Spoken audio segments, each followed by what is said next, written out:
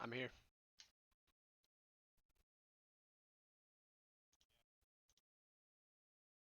Of Somebody named Stream. Steve's.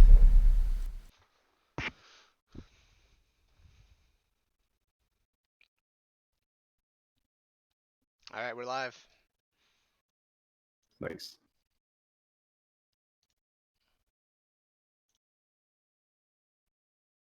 Okay, so first things first, everybody's got their D&D Beyond character sheets up and is logged into Roll20.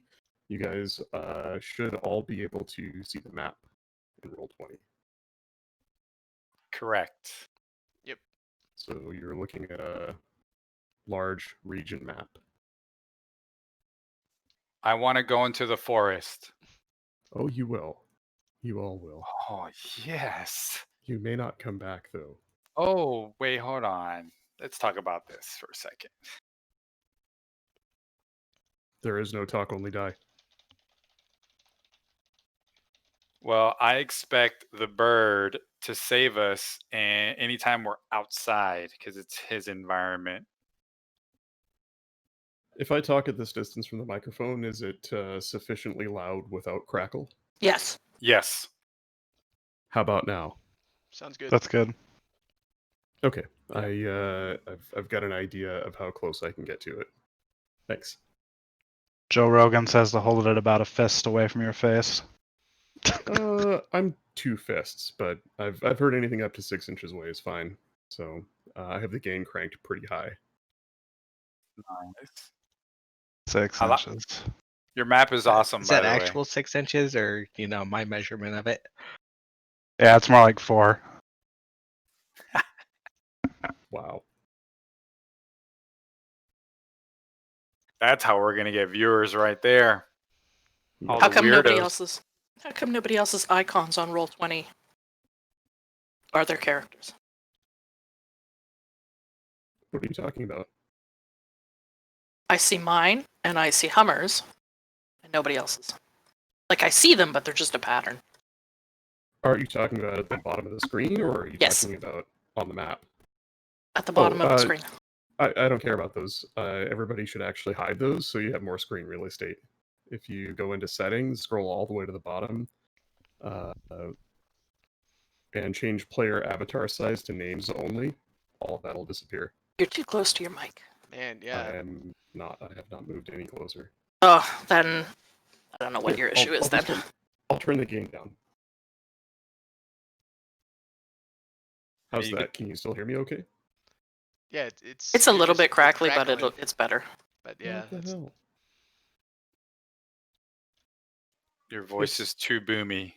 It's not the microphone. It has to be Discord because I'm listening to a monitor of the microphone off of my interface and it sounds fine. Yeah, and right now, that whole thing just sounded fine. Yeah. Maybe We'll name probably one have of those episodes. cards.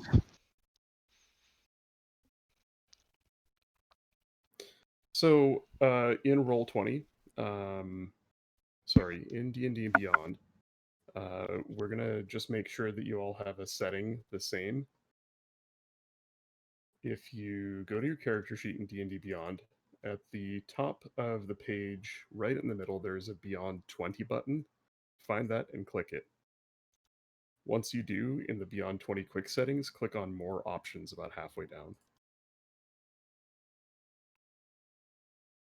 Once you do that, you'll see about midway down the page, there's a option for Add Initiative Roll to the Turn Tracker. Make sure that's turned on and hit OK.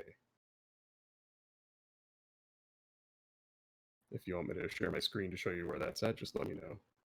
Yeah, I'm retarded. Where is it? Oh, no, I see it. Blue is on. Yes.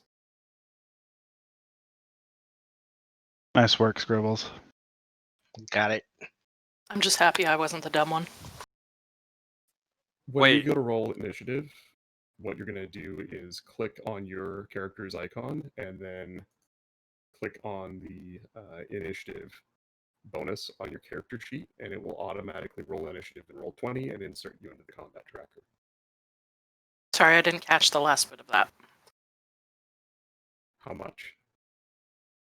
Like the last word or the last sentence? The last couple of words. Okay, then I need to turn my gain back up.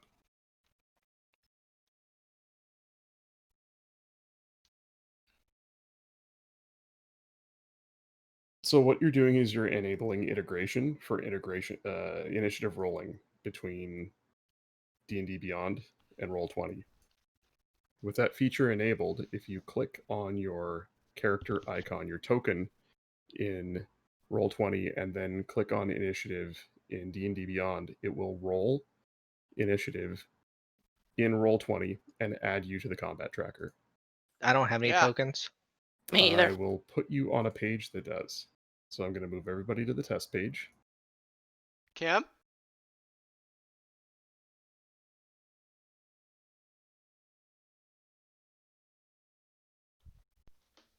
Go ahead and give that a try.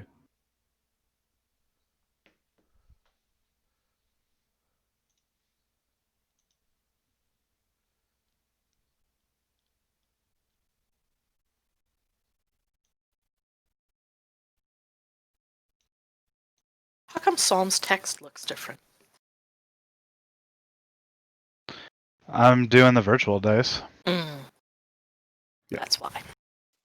Mine didn't go over. Let me see. You using Opera again? No, I'm using Google Chrome. Virtual tabletop not found? Are you running both Roll20 and D&D Beyond in the same browser? Yes. Then they're not talking Hold to on. each other. Yeah, hold on. Let me refresh it. I think I know what happened.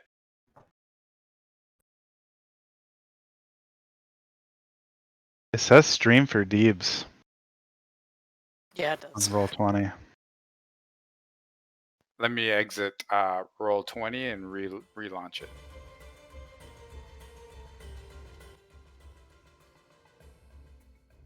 Deebz, are you not logged in twice? I am logged in twice.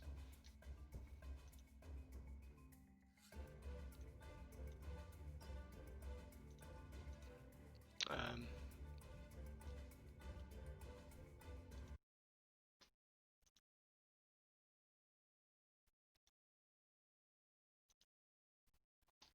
one sec. Anybody else not hear him?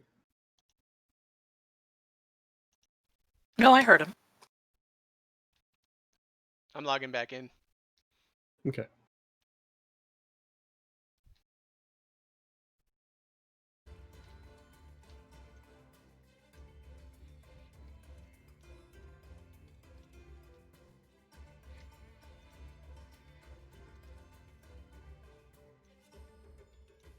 Weird, it's not working again.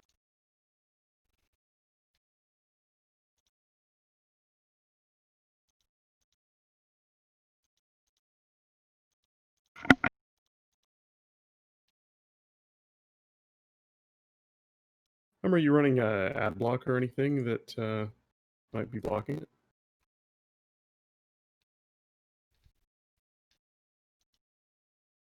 That is correct. Let me try it now. Damn it, Hummer. Ta-da! Oh wait, that was Deebz.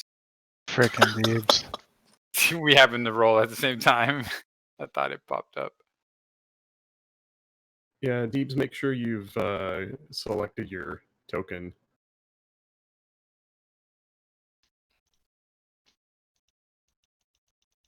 Oh, it's not letting me hang on a click on my sec. token. Oh, now it That's gave me an error. It says here no virtual tabletop found. Found that matches your settings. Open a view tabletop window. Or check that the setting don't restrict access.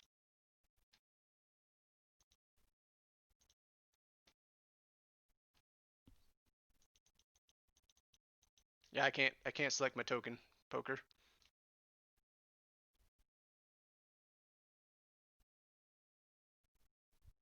Is it because you're not actually in That's there? I because only you're have logged stream. in with the wrong account. Here, let me fix that.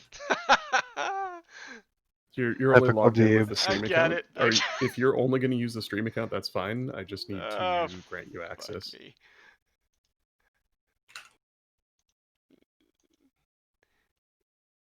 There you go. My B. No wonder it's not working. I'm just going to test out some background music here.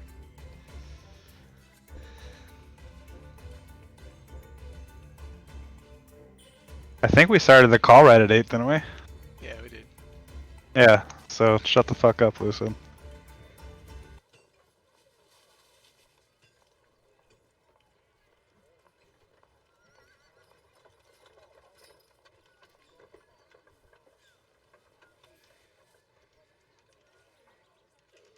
There we go. Alright, I'm good. Cool. Hummer. No. Still says not found.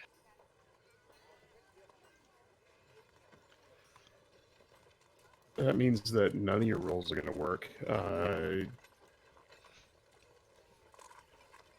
you tried turning it off and on again? Yeah, I'm just thinking if you want to hit F12 and then right-click on your refresh button and anti-cache and hard reload on both, maybe that'll help.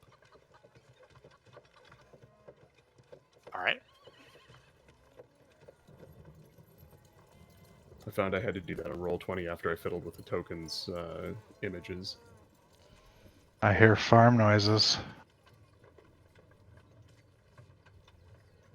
Yeah, so that's medieval town background sounds.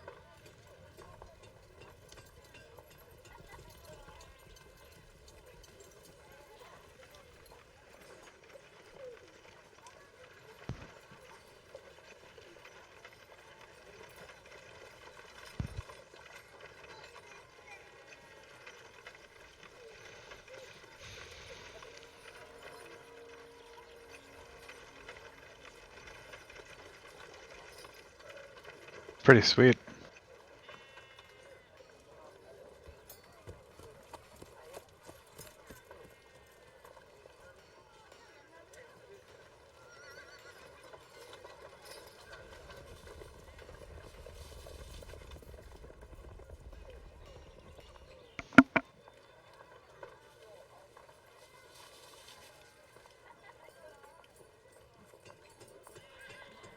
I suppose we should have done one more technical test. Oopsies. Oops. TE double whoops.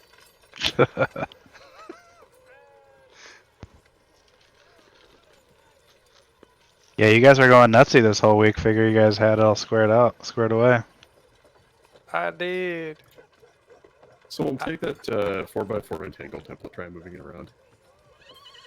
Take the what? There's an entangle template on the screen, try moving that around. It's just to the bottom and right of everybody. Oh, I see. The little dicks next to the wolf. Whoa, look at that. Yeah, so I've imported a set of spell templates that I can drag in and then assign to people. That's way better than a random colorized square. Very nice. Does it come with like the right square defaults, like for radius and all that? It does if you drag the images in every time. It does, but if you preload them, they look like this when you drop them in. But I have the size of the template written in the name, so I just drag it up to 4x4. Oh, okay. Or like, is there a way for us to like edit them if it gets weird?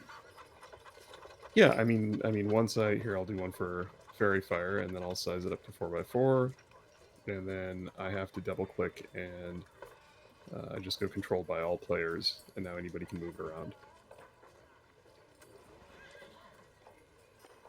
You should be able to click and drag it. You should be able to click on the corner and resize it.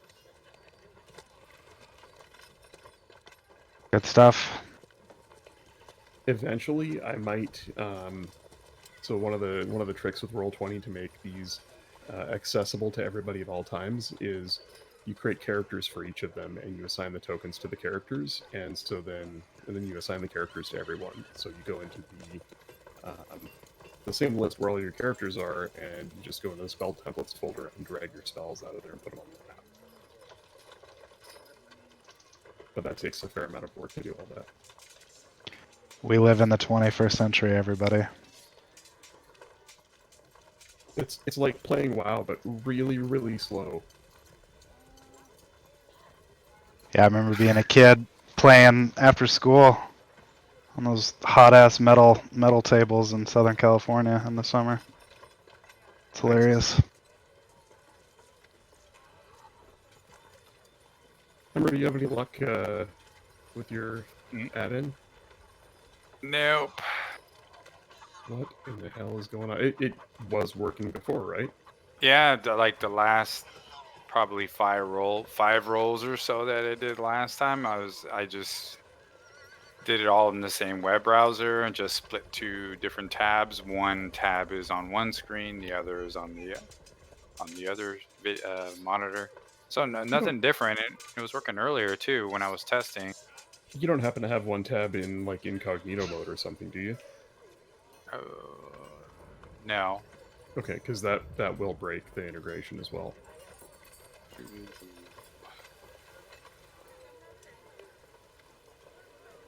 Or if one tab is logged into your Google account and the other is not. Like at work, I run Chrome logged into 2 different accounts, and they don't seem to share a cache. Have you tried deleting and then reinstalling it?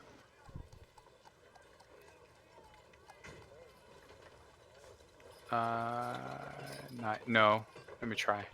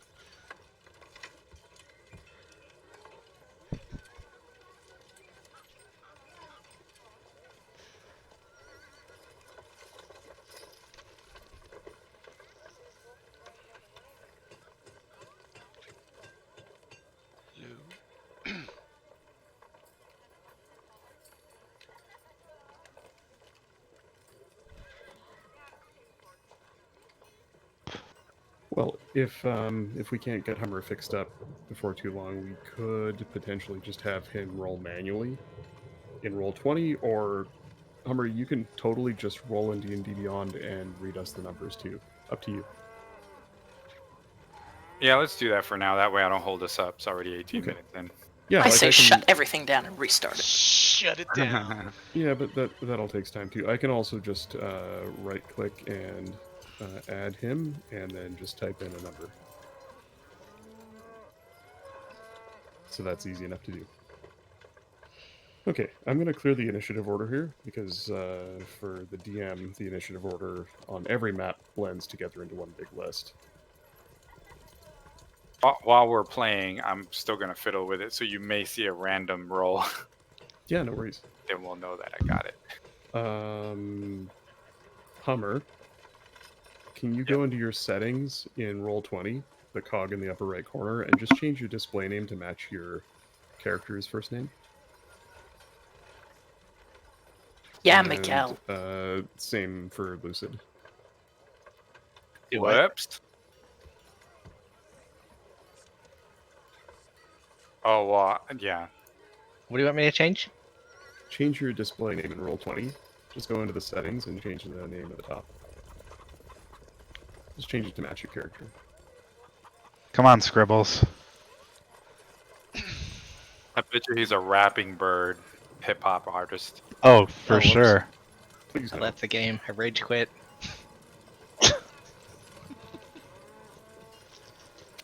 Zers. Off to a fantastic start. Wow. Computers are hard, guys. Dude, this shit happens at work all the time. It's like, okay, everybody, just give me 5 minutes, tee-hee. While I'm like scrambling to get my technology working.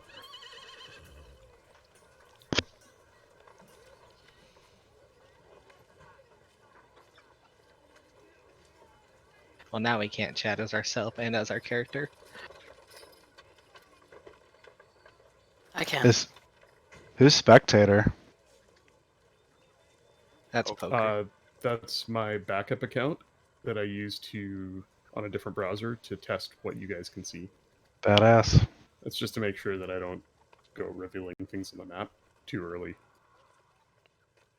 I can also move it around to different maps ahead of time and preview them.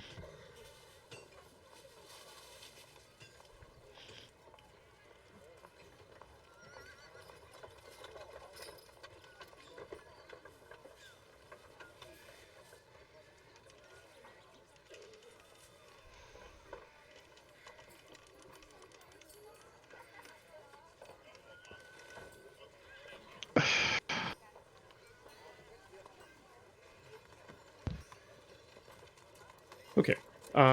One thing, if you guys can maybe not be chatting in Roll20 while I'm talking once we start, it would help because it's a pretty big distraction when that's going on. I will see about shutting off my Discord notifications so that doesn't distract me. Actually, I don't think I have those going at all.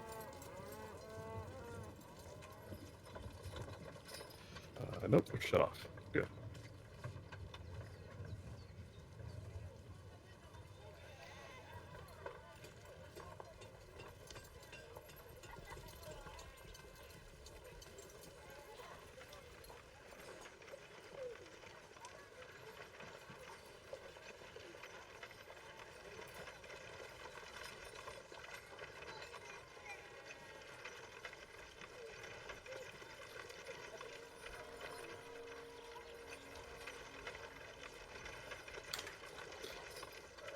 One of these days, I will learn to unmute myself before talking. That's great. That's great. Off to a lovely start.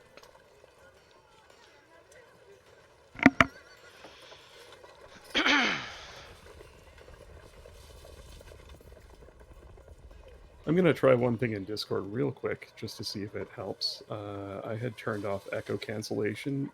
I'm going to try and turn it back on just to see if that changes my audio at all. So I've enabled echo cancellation. Do I sound any different? Yes. Better? Worse? I don't hear the crackling. Yeah, it's not crackling as Yeah, much. sound pretty good. The crackling's really intermittent, though. Testing 1, 2, 3. Test 1, 2. Talking. Speaking into the microphone at a distance of 6 inches, 45 degrees off axis. Test 1, 2. Leave that setting on. Your crackling's gone. Perfect. Yeah. It's funny. So when you listen to your own microphone in the settings, if you have echo cancellation on, it crackles like crazy. So turning it off when you're previewing your mic. You're makes it crackling sound again. better, Oh, what the hell? You were perfect and then you weren't. but then it must be our internet. I don't know. Yeah. Am I crackling too? You are not dark. Excuse me, Lunalia. I have a question, Poker. Yeah. On D&D Beyond, when you go to settings and preferences and it shows sources like allow or restrict sources to be used for this character, Yes. when it's clicked to the right and it turns red, that means I am restricting. No, that means you're allowing. Okay, because everything is off. And Yeah, I think that's fine. That shouldn't okay? affect anything. Yeah. Oh, okay, all right. Just making sure because I'm not sure how any of this works yet.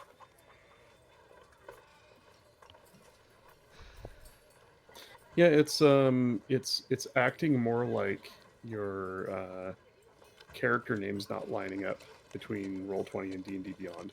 Like if you change your you know what, hang on, let me see if I can.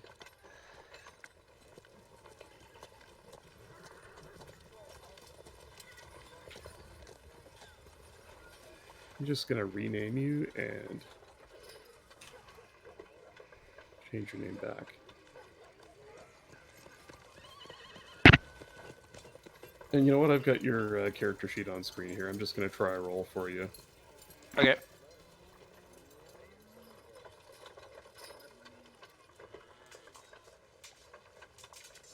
Hey, look at that. It worked. Yeah, for me. So it's definitely a problem with your browser or your add-in. And not a problem with, you know, the naming between characters or whatever. Right. Hmm. Because I have the option, use D&D Beyond's digital dice, it's on. Turn it off and turn it on. I'm doing even fundamental stuff.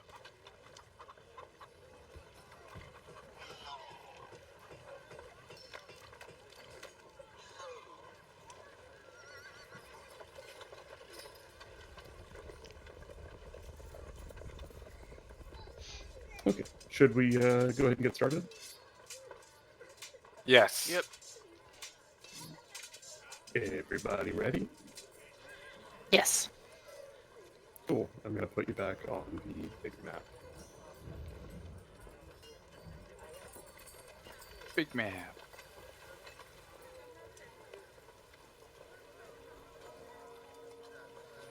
This is not going to go real smoothly. We're all still figuring this out, so anybody watching, please bear with us. First time playing Roll20, first time playing 5th edition for some folks here. And, yeah, so...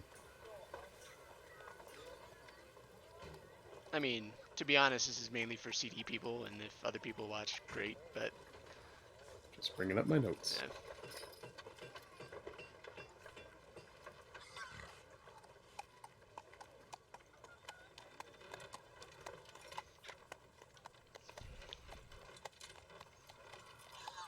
Bear with me for a second. I gave away one of my screens, and I had all this set up for 3 monitors, now doing it on 2. So I'm just getting everything put where it needs to be so I can read it all. Lol.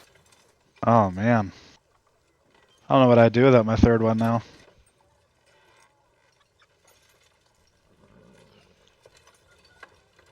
I've never had more than one. Hmm.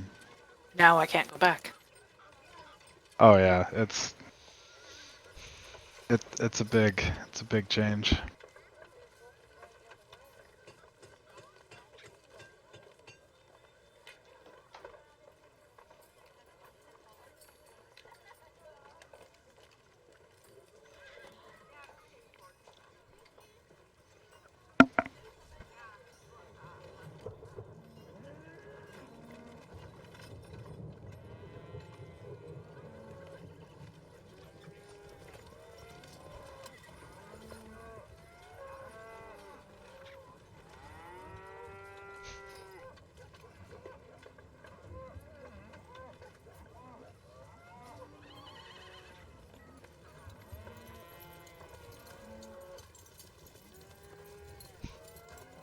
Alright, This let's cows are going ham.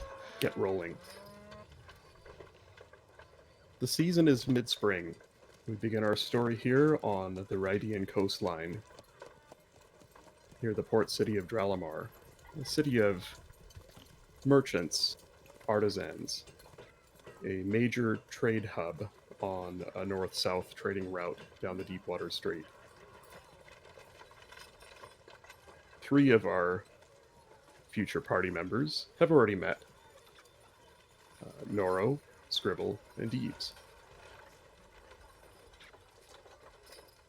In the market district, Norro observed Skribble stealing from a merchant stall and intervened, blocking the guards' view, inadvertently raising their suspicion all the more.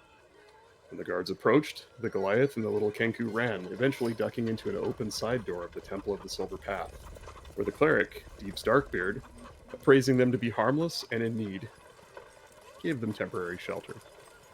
As the afternoon stretched on, the 3 got to know each other, with Norro revealing a tattered treasure map that he found on a previous adventure. Deeb's blood ran cold as he recognized the location on the map. The abandoned dwarven forge hold that was the place of his birth and of his clan's demise. Deebz recalled meeting a dwarf recently named Gundren Rockseeker, who recently visited the temple, seeking blessings for an upcoming expedition to the Mother's Mountains to the south. And the 3 set out to meet this dwarf. Meanwhile, Lunalya and her companion Shade their way down the northern slope of the Mother's Mountains towards Dralimar. In the nearby trees, a figure follows them stealthily, moving from shadow to shadow. We begin with Deebz, in his Spartan room at the back of the Temple of the Silver Path, packing his meager possessions, getting ready to leave. Deebz, as you turn to look over your shoulder, you see an aging priest, balding head and a thin wisp of a beard, watching quietly from the doorway. He leans heavily against the door frame. It's your guardian and mentor, Orlin. His eyes narrow. He says, "You didn't tell me you were leaving. Where are you off to with your new friends?" I'm off to my place of birth.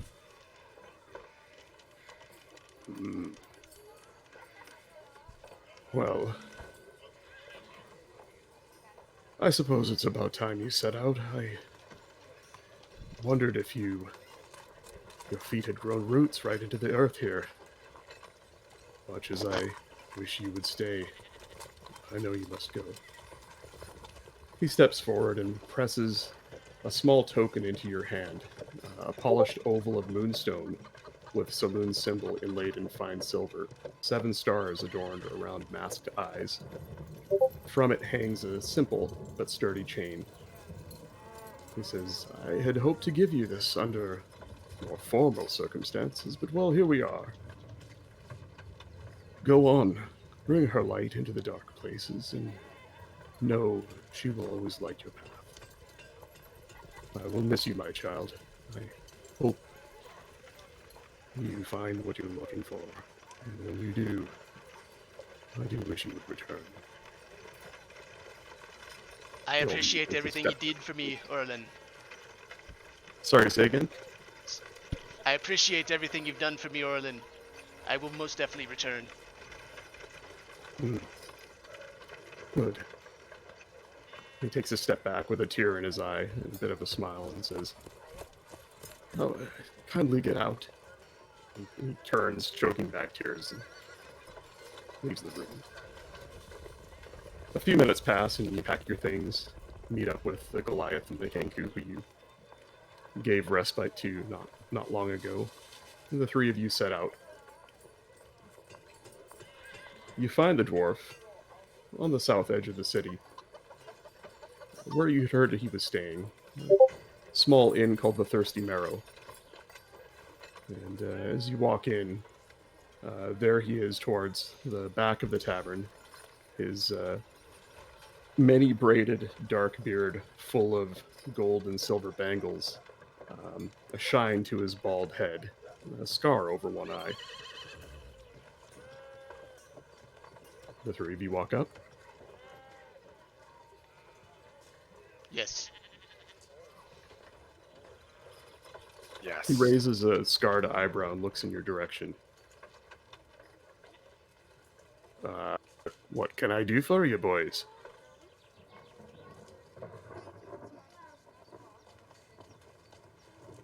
Norro. No, who's leading? Anyone who wants to. Feel free to say or do anything you want.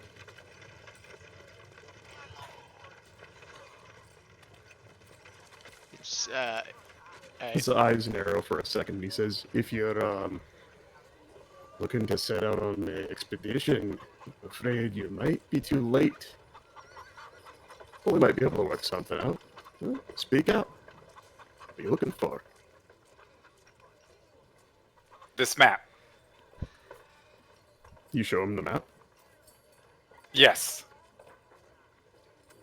As you step forward and offer the map in a massive Goliath hand, he squints at it, pulls out a small pair of spectacles and adjusts them on his nose, leans in and looks. "Well, this is interesting. Who are you?"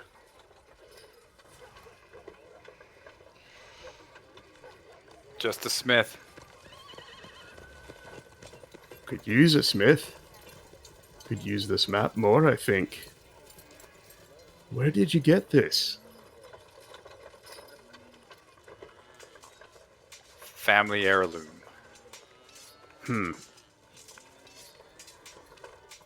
Right. Okay. So, I take it if you have this map and you've come this way, you're looking to join me on the expedition. You might have a clue what I'm looking for. The Lost Mine. The Spellforge. Well, and if you don't, and he looks at the Kenku. His eyes narrow a bit. Perhaps I'll tell you a bit about it. You see,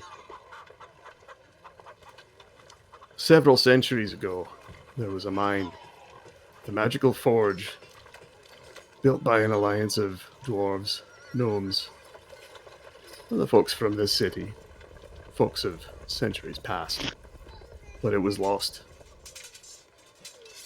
There's been expeditions in the past, but no one ever found it. But my brothers, they found some signs that lead me to believe we're on the right path. He looks at the map once again. He says, tuck that away. Don't show anyone that. You got it. You put your way in with that map. Okay? But I'll be needing your help, I think. I'd like to get down to Phandalin sooner as opposed to later. Now, I don't really have much room on the expedition. I suppose I might, for that map, kick some boys out of the crew and let you in. But for right now, what I need is to get on the road. I'm stuck here waiting for a cart of provisions. Another day or so. I'd really like to set out now. If the three of you are looking for some coin, stay here. Take the cart when it shows. Meet me in Phandalin. Barthen's Provisions. If you drop the cart there, it's 10 gold for each of you. We'll talk about more compensation as we go. How's that sound? That sounds outstanding.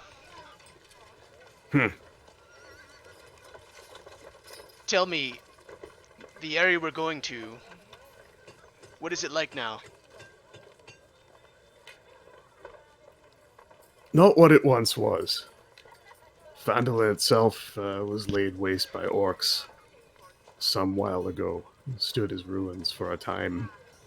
Only recently has there been any interest in settling it again. It's small, it's quaint, virtually undefended. The hills around it are dangerous. But he looks up at Goliath. I think you'll do fine. Keep a sword in your hand and keep your wits about you. Watch each other's backs. Should have no problems. Why do you ask? Quick sidebar, Poker, that's the area I'm from, right? Phandalin? Yeah. Yeah. Okay. So if you look at the map, Phandalin is to the west of Axholm. Axholm is the Dwarven Forgehold where you were born. Okay. And so you can see it's up sort of a box canyon to the east of Phandalin. The map has what you recognized on it when we showed it to you was the area around Axholm. And it's vague, and part of the map is missing, and it's heavily stained and tattered. It's a little hard to tell, but it seems like it leads in the direction of Axholm. You very clearly see that name marked on it. Got it. Okay. I'm from Axholm, and I am greatly interested in returning. No one goes near that place anymore. It's said to be haunted. But I suppose, he looks at the three of you, with a little more help, you might make it past the front door. Sorry. Listen, Join me for a drink and a meal. It's on me. Let's talk. A friend of mine is bound to show after some time here. He's escorting me there. And we'll get to know each other. No better way than over a drink. He looks at you, Deebz, specifically, eyes your vestments and says, "You do drink, don't you?" I drink. I'll drink you under the table. That's what I wanted to hear. Come on, boys. And so, for the sake of brevity, the three of you enjoy an evening in this dwarf's presence. Drinking if you wish, eating if you wish. He orders the finest meals that the Marrow can offer. Simple as they are, they're not bad. He also offers to put you up there in rooms for the night while you wait for the cart of provisions to show.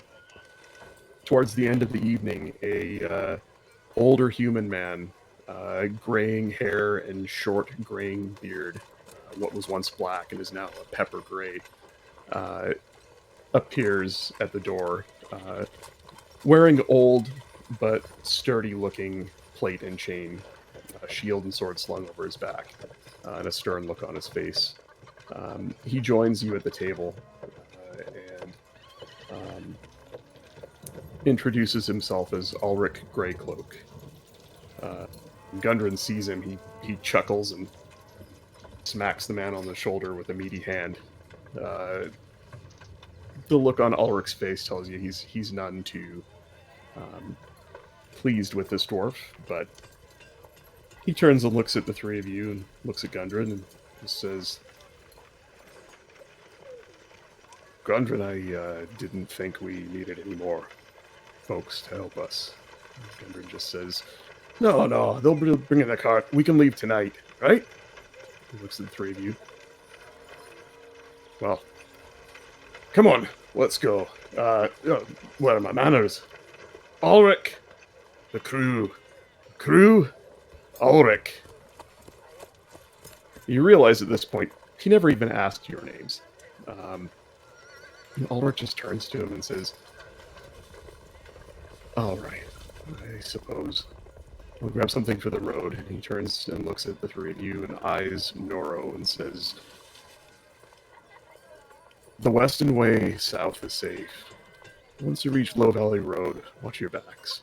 I don't think anyone will give you trouble with him at the center of your group, but be careful. There's raiders on the road every once in a while, and folks have seen goblins in the hills. Well, hopefully see you there in a few days." As they get up to leave, is there anything you guys want to ask them? Anything you want to do?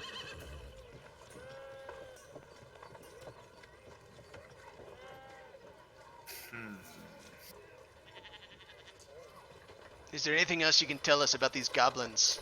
How many? I guess I turn and I'm looking at the rest of the crew and I'm asking, do you think he's a little pushy? And after I showed a map, probably shouldn't have started like that, but I did.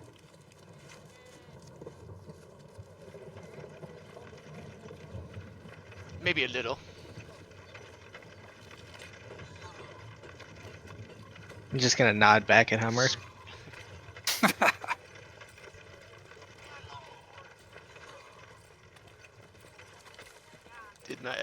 Did my question come through, Poker? I didn't hear it. I'm sorry. I'm sorry. I asked it. What can you tell us about these goblins? And how many?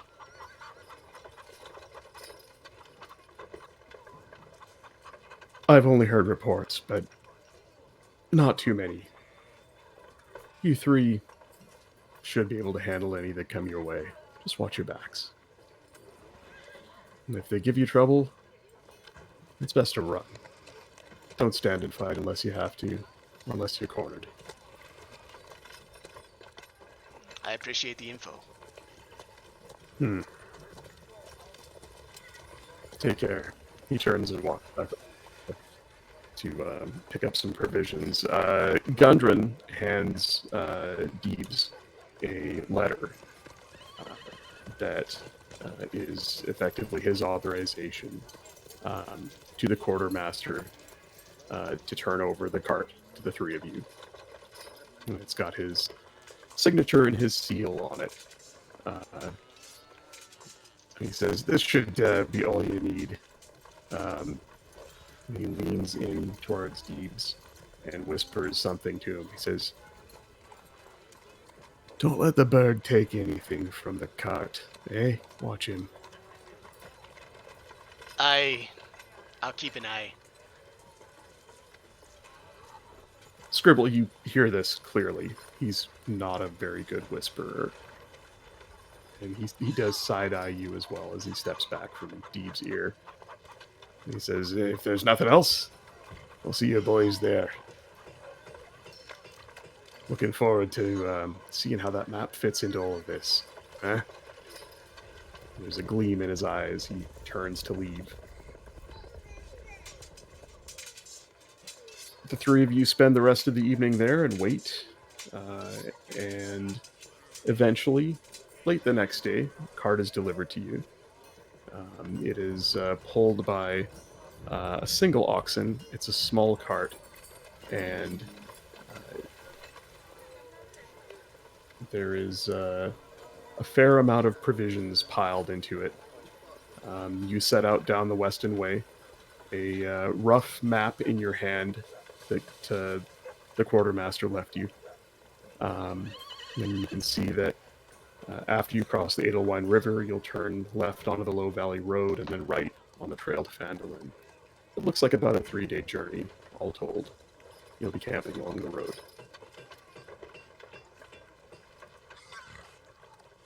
Switching gears to the other half of the party. Lunalya, your journey with your companion Shade up over the Sierra Madres, the Mother's Mountains, from Corrado to the south, was less eventful than you thought it would be, especially compared to the events of the previous week or so before that. The two of you procured a horse before you left town, and it made the journey easier, up and over the mountains through a low pass.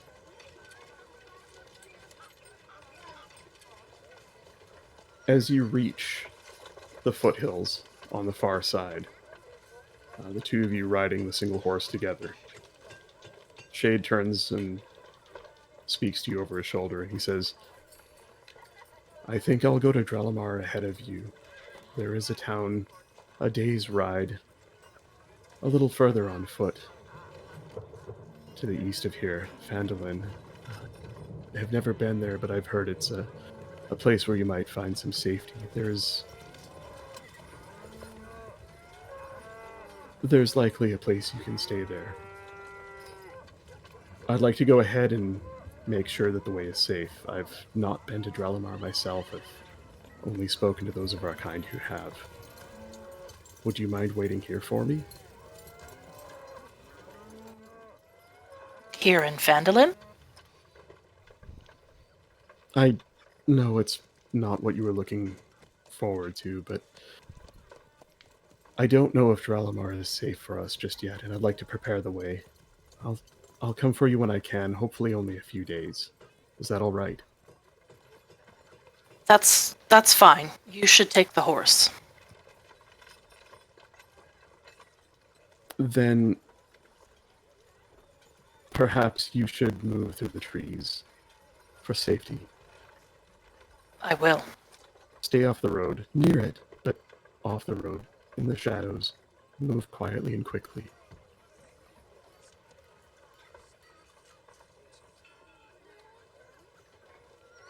So she's going to get off the horse and she'll grab all of her stuff Okay. and she'll head for the tree line. As you part ways with him and you see him ride off into the distance, you can't help but shake this feeling that you've been watched.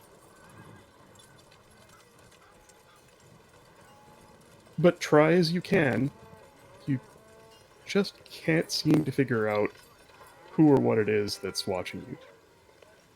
You're not certain if it's the events of the past few weeks or if it's something different.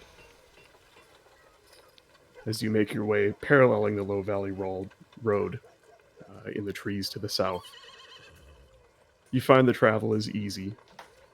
The sparse woodlands there, although you don't see them on the map. There are sparse trees and brush to move through, and a few woodland animals here and there, as you would expect, who are pleasant enough. Solmia. The two on the horse that rode through piqued your attention and the attention of your guardian. And at his advice, you set forth.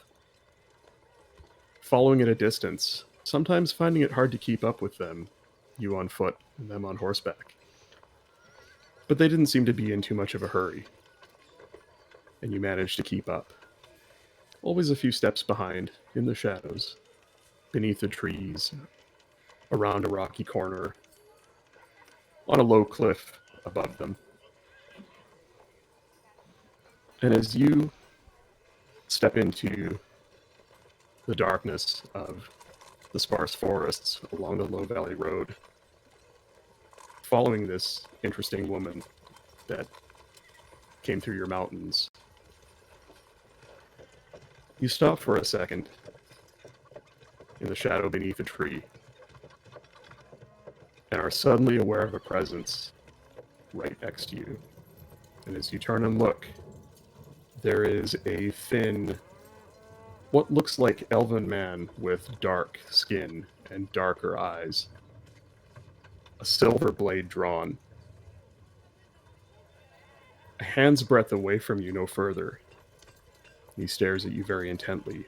This is very definitely the other of the pair.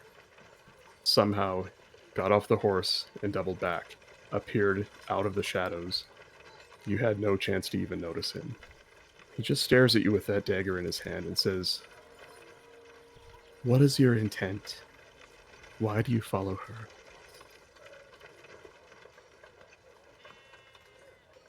I have not seen someone of your background pass through the mountains before, and I have yet to leave the comfort of my mountain home, so I decided to follow you two in hopes that you would lead me to somewhere that I need to be. I thought for sure you were after me, but when we parted ways, you followed her. Do you intend to harm her? No, I can tell that she is a druid just like me and my guardian. I wish her no harm. He looks very intently at you when you say that. He flips the dagger expertly in one hand. Sort of points it at you, waves it through the air a bit. If I find that you have harmed her when I return, it will not go well for you. And you blink, and he's gone. Melted into the shadows around you.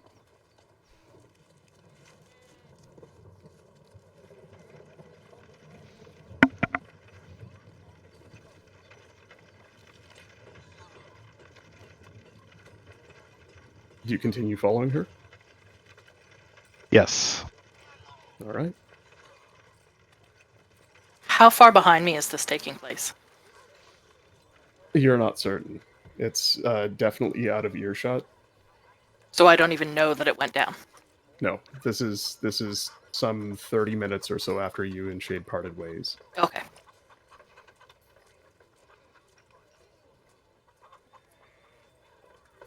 The two of you continue on, one trailing the other. As back on the Weston Way, the other three, with the oxen and cart full of supplies, turn onto the Low Valley Road. The last 2 days' journey was uneventful. The lapping waves of the Deepwater Strait on the shores off to your right a warm breeze blowing as late spring becomes early summer. The smell of flowers blooming, of sweet grass on the beach. It's been a nice journey. Deeb's really your first venture out of the city. You've been out past the edge of the city before, but not like this. Norro, for you, coming from the mountains in the north to here, a little more of the same, but this time with companions. And Skribble, I'm not certain where you've been, but perhaps it's also a new experience for you to travel like this. How do you imagine the three of you would have passed the time? Just for flavor. Is there anything you would have done other than maybe... So, before we left, Mhm. I looked to Skribble, or as we were starting to travel, I looked to Skribble and say, Skribble, I'll provide you with a nice shiny once we make it to the location, if you promise not to take anything.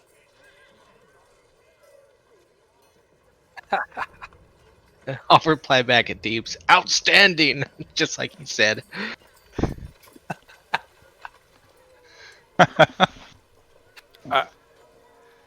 I wanted to ask a question, I guess, to my group, as I guess we're just leaving town. Well, Mhm. Poker, let me ask a question. I guess it would be fair to say Deebs' character is, I guess, like he's lived at Dralimar for some time. Yes. Okay, so I would be relatively new, and I'm assuming Lucid is new in town as well. Would that be Oh, I fair think to that's say? where I live. Okay, you live there as well. I ask because how would we know the history of, was it Gundram who's leading this expedition? Mm-hmm. Yeah. Yeah, how would we know more of his, like, as being a trustworthy character? Like, is there a way I can have a conversation with like Deebs in the bird? And I don't know, is there something that I can do something like that? How would I guess do that? Yeah, so, you guys spent the evening chatting it up with Gundren and sort of learning his story. He would have told you that he's an explorer of sorts. He and his other two brothers are somewhat known for their various exploits and travels, dig sites and excavations, digging up, old tombs and temples. They have a writ from the Council of Dralimar that authorizes them to do this on behalf of the city. Okay. Yeah, he seems to be an upstanding fellow from everything you've heard, and Deebs, you would know, as he's visited the temple recently seeking blessings, a little bit more of his tale as well. And you definitely have heard Yeah, of him before. so I can vouch for him pretty much. Mm-hmm. Yeah, he's somewhat of a personality in the city. And just both of you, just be aware that you guys can roll checks on things. Like, if you think somebody is lying or not being truthful, you can say that to the DM and say, I think he's maybe hiding something. Is there something I can roll to find out if he's telling the truth? Oh, okay. Yeah, so I missed that opportunity then. All right, no problem. Hummer, you're sniffing around at the edges of what is an insight check, which is basically you're using your intuition to tell if a person's lying or gain a little bit deeper meaning behind their words. So if you'd like, go ahead and roll an insight check just against the evening's conversation to see how trustworthy you think this guy might be. Plus I fixed D&D and Beyond.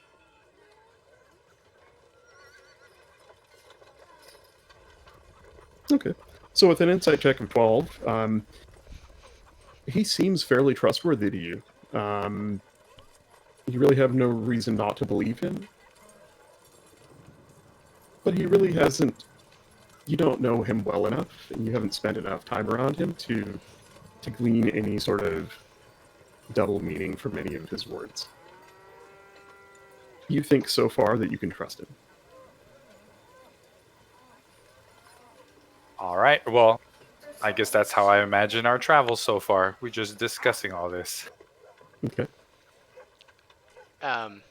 Hey Poker, I'm really sorry, but would you mind maybe trying to restart Discord just to see if Yeah, it is helps? it bad?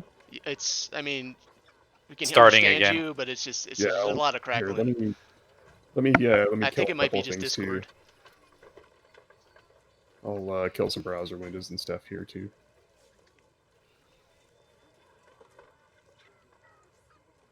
Be right back. Appreciate it. So yeah, just be aware that anytime you want to know more information, you can ask things like, would my character growing up in this city, would they know, some of the prominent characters in the city? Would they know who the leadership of the town is? Would they know, that would maybe be like a history check. Anytime you want to ask the DM something, he'll probably get you to make some kind of roll based on the information that you're looking for.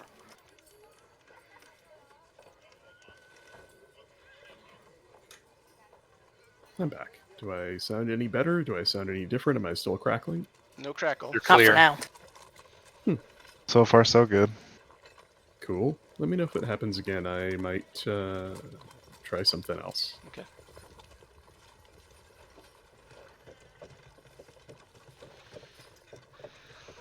Can I So- look over the cart just to see if it looks just like normal traveling supplies, like they said it is? Oh, you absolutely can. I do believe I have a list of what's in it. Yeah. I love that mental image. Just for fun, are you doing this in the open where the other two can see you doing it? Like, are you picking through? You lift the cover over the top and look under the tarp and see what's in it, or are you gonna try and sneak when they're not looking? The other two being Deebz and Hummer? Yeah, it's just the three of you with the cart. Yeah, I don't care. I'll do it in front of them. Okay. There's no reason for me to, but just for fun, make an investigation check.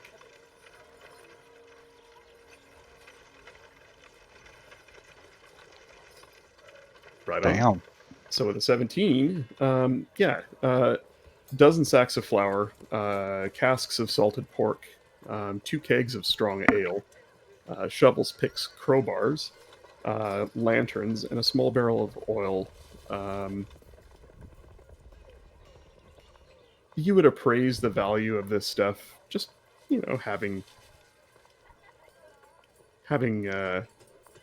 been around the market district for a while. Maybe 100 gold worth of provisions here.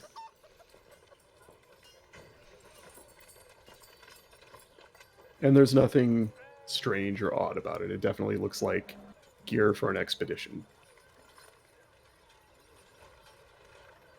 Okay, I'll just put the tarp back on, like it's just normal. Alrighty. As the three of you turn down the Low Valley Road towards Colwyn Vale, but of course you'll be turning off towards Phandalin before then. Again, the map only really shows large, heavily wooded forests, but there are sparse bits of forest along both sides of the road, along with coastal grassland scattered in between.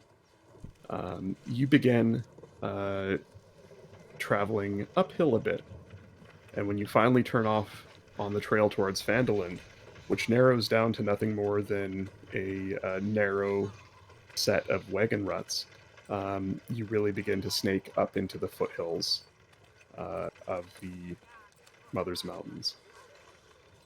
The trees become a little more dense. Visibility is reduced as the road begins to wind up the hills. About half a day up the road, you come around a bend. I'm just going to have a quick look at your character sheets just to get your passive perception, so I don't have to ask. And I will make a note of that so I don't have to ask again. Deebz has the highest of the three of you. Wow. Deebz, Lunalya, and Solmia have the same passive perception. Cool. Okay. Deebz, you notice this first. A A distance up the road, you see something on the ground, right at a narrowing where the banks up the sides of the road really narrow down into almost a bottleneck. You see two things on the ground, dark shapes. The time of day is approaching evening, and the shadows are long. Can I make a check to see if I can make out what they are from this distance? What do you wish to do? Perception check, or can I make some sort of check to see get an idea what it might be? Deebz? Can you not hear me?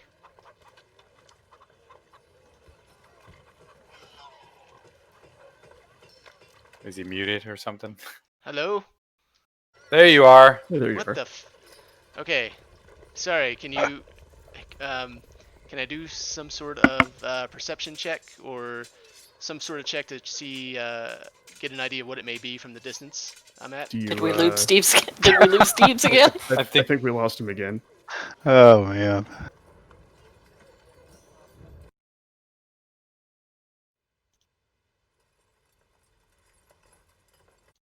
Top-notch Testing, production testing. quality. Testing, hello? There you are What the hell? again. Alright. Can I do some sort of check to see what those items are?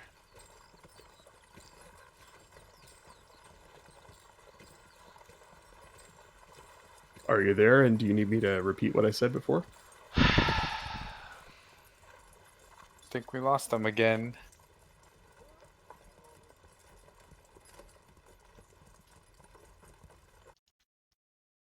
Testing, testing. Okay, can you hear me? What the fuck? Alright.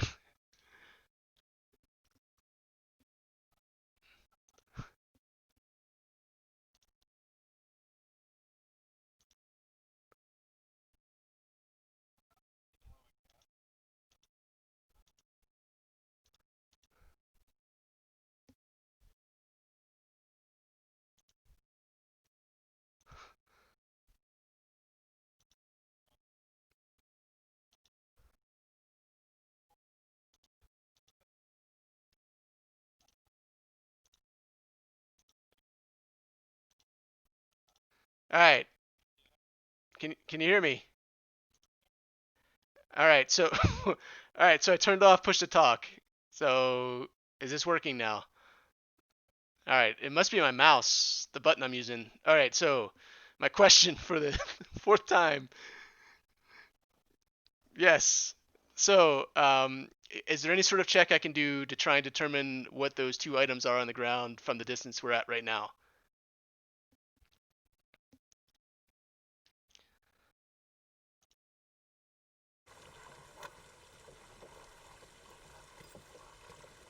I'm sorry, what kind of check, Poker? Perception. They're 80 feet away, getting closer as you move closer. Damn. Oh.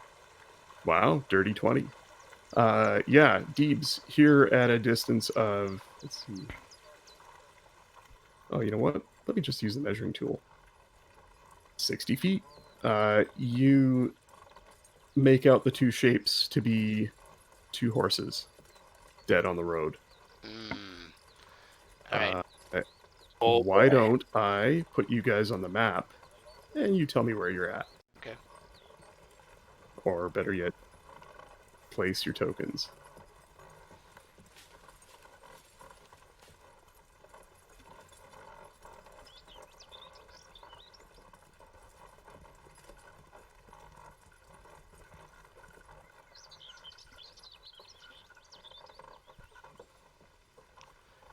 Alright. I'm gonna halt the cart. Whoa. Norro. Norro, Skribble. Yeah. We may be walking into some sort of trap. I see As you two say that- horses dead in the distance. As you say that, crossbow bolts lash out from the shadows beneath the trees. I'm going to need you guys to roll initiative. I was right. Yay! Oh, What do you mean, yay? They're going to frickin' die. whose idea was this? Meanwhile, Lunalia, moving through the woods, I'm just going to place your token here, and Solmia some paces behind her, moving quietly. I will get you also to roll initiative, and on your first turn, you'll be making perception checks.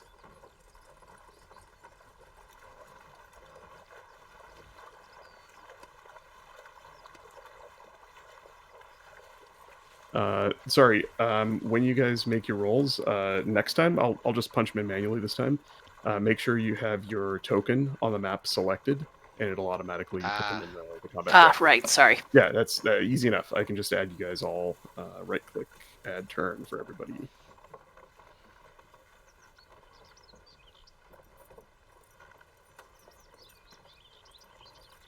One, two, three, four, five. Okay, there we go.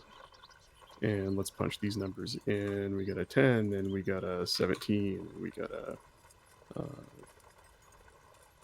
Solmia, I'm going to take your first roll of 15. Skribble got an 18, and Lunalya got a 12. There we go. How's that?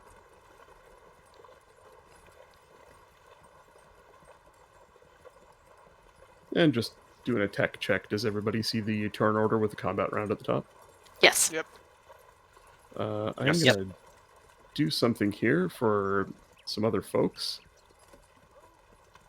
Give me just a quick second, and I will set up the rest of the initiative. Technology's hard, folks. Bear with me.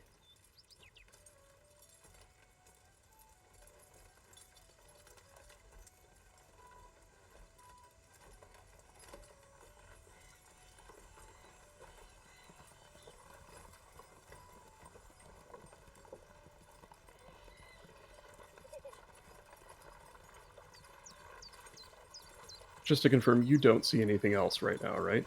In the initiative tracker? Correct. Correct. Oh, fantastic.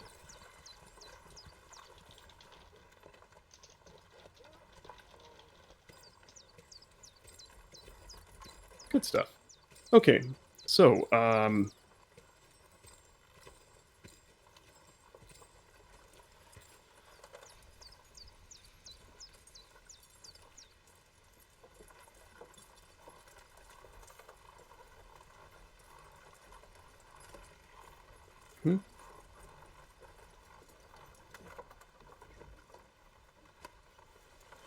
Skribble, Norro, and Deebz.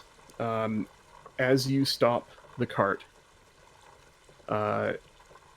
crossbow bolts fly out from the shadows beneath the trees, peppering the oxen as it groans and collapses to the ground. The cart very definitely grinds to a halt. As Oxy! your as Oxy expires. Skribble, what are you doing? Do we have an idea where it's coming from? You can make a perception check, all three of you, if you want, to try and see if you can tell where they're at. Yes. And did you say it was dark out? It is getting dark. It's evening. So dark vision doesn't matter yet? Correct.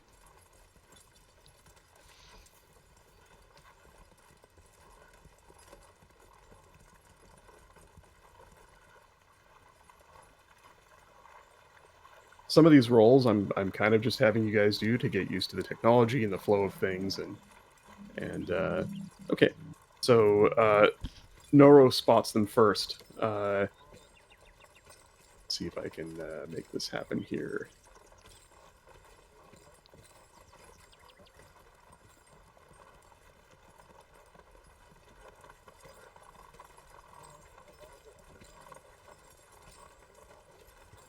Two goblins in bushes beneath the trees, close to you, up a short cliff.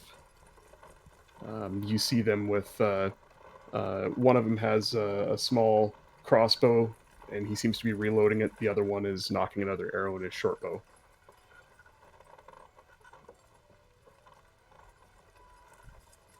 I'm going to jump to Solmia and Lunalya. Can you both make perception checks? What you hear is the firing of crossbows, arrows flying through the air. You hear an animal groan and fall to the ground, and shouts.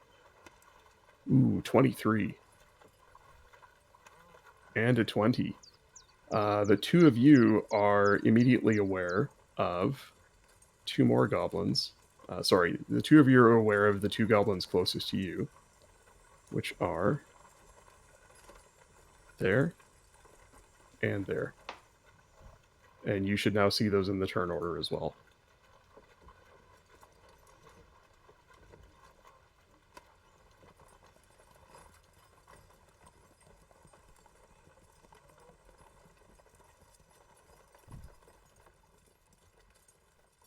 So now the perception checks are out of the way. Skribble, what are you doing? I'm gonna take cover behind the wagon. Okay. Go ahead and move your token. You get a bonus to your AC, at least against the two goblins that are on the other side of the cart from you. Given your size and the size of the cart, you could get 3/4 cover.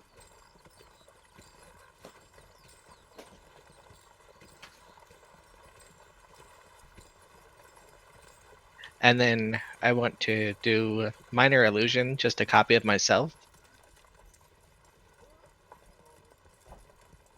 Can you link the spell? Hey, look at that. That's awesome.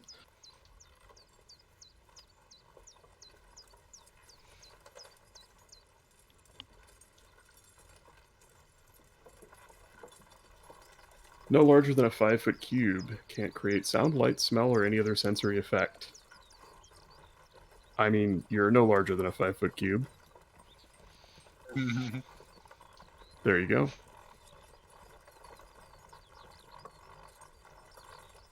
Where are you placing it? I'll drop another token for you.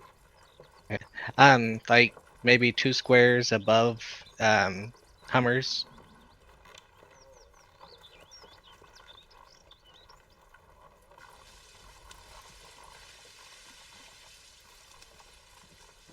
Yeah, that'll work.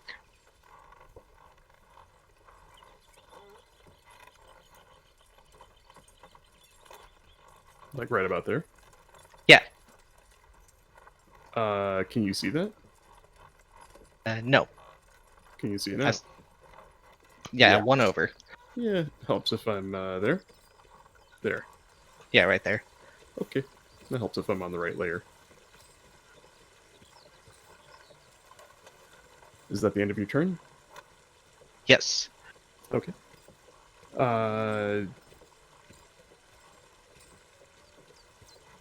Norro. So I'm also advancing the turn order. I'm hoping you guys see the turn order move as well. Yes. Yep.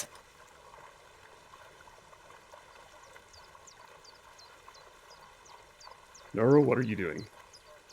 Yelling at my kids right now. Nice. Give them hell. Don't want y'all to hear the background. Okay, I have a couple of questions. How tall is that, I guess, what looks like to be a ledge? Would you say? It is near you. Let's say from there Yeah. to about there. It is 5 to 10 feet up. You could climb up it. It would cost half of your movement.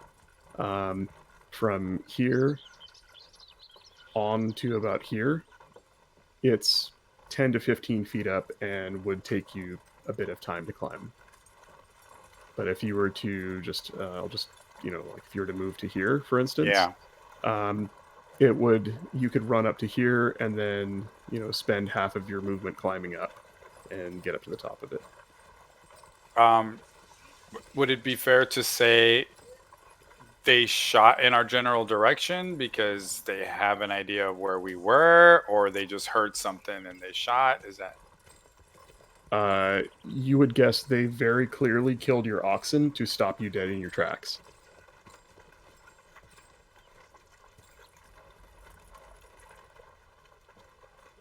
okay? Probably observing Deebz notice something early. Right. Okay. Okay. I'm just gonna run or walk or whatever. Yeah, run to the ledge and kind of like just stop right there. Okay. You can hide behind it for half cover. Yeah, just That'll wait. give you, I think, +2 AC. Solmia. I'm gonna yell in Undercommon at the goblins in my direction. What are you doing? All right. You yell that, and you see the one directly in front of you, directly to your north, just turn and look over its shoulder at you. Give me just a second here. Let me roll a d20 for myself. Are you hiding, or are you standing out in the open, announcing yourself? I'm announcing myself. The goblin just stares at you for a second. It doesn't seem to understand you.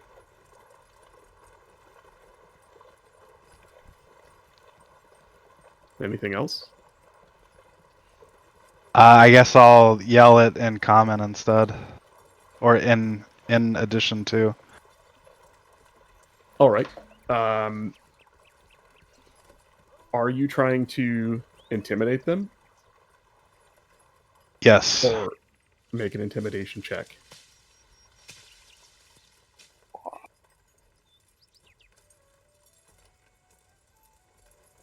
All right. You're not certain that it had much of an effect, but you will find out on their turn. Is there anything else you want to do other than that? End turn. Okay. Lunalya. You are aware of the two goblins closest to you, and you think there might be more just based on the sounds you heard, but you're not aware of where the others are at. They are in partial cover where they're at. I'm assuming I also heard some strange voice in the woods. Yes. Behind and to your left, yes. Poker. Yes? I see 2 Lunalyas. Is that right? Yeah, so that's a caching issue from when I replaced her token. Oh, okay. If you do a hard refresh, or if you empty your cache, it'll go away. You can just ignore it. It's in the upper left of the map near you guys, right? Yeah. Yeah. Okay. Yeah, just ignore that one. Sorry. That's all right. No problem. I just wanted to make sure. It's something that happens with Roll20 when you delete an image before deleting the token. It stays as a ghost on other people's screens until they refresh their cache. All right. No problem. Sorry. I tried to recreate the pages, but I ran out of time. It's the only way I could figure out how to do is like build a new map page and reinsert all the assets, but kind of ran out of time. And just by the way, if you guys aren't sure of what a goblin looks like, I'm just going to try this here. So I've got some artwork here, and I should be able to put it on your screens. Yeah. Oh, nice. So I'm going to try and do this That's great. For as many of the monsters and creatures that you fight as possible. I probably won't have these for NPCs, although I might. But yeah, I can insert artwork on another layer and have it hidden from you, and I just click on it and hit Control-Z, and it shows it to you. And then you can just click anywhere on the screen to hide it again. So if you haven't played in a long time, or you're not familiar with what a D&D goblin looks like, there you go. Awesome. Okay. So Lunalya is going to move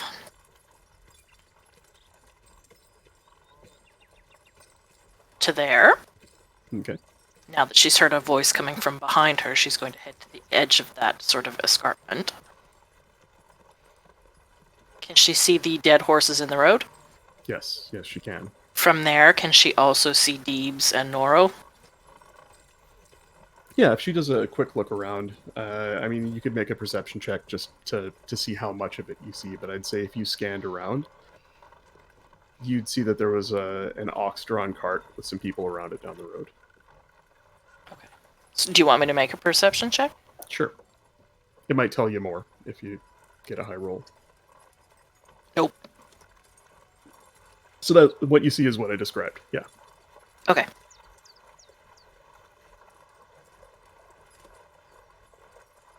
Anything else? How high is the escarpment she's on? Where you're at, it's about 5 to 7 feet from the road, and over, I'd say over from here to about here, it's more like 10 to 15 feet. Okay. I've moved 25 feet already. Is it possible for me to take my last 5 feet of movement and move down the escarpment?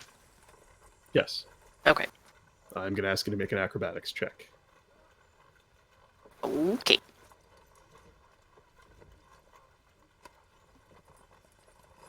Ooh. Oh dear. Ooh. Oopsies. She's moist. Yeah, not having enough movement to traverse it safely. You basically just kind of use the last bit of your movement to hop down, and you don't take any damage, but you don't stick the landing and do land prone. Great.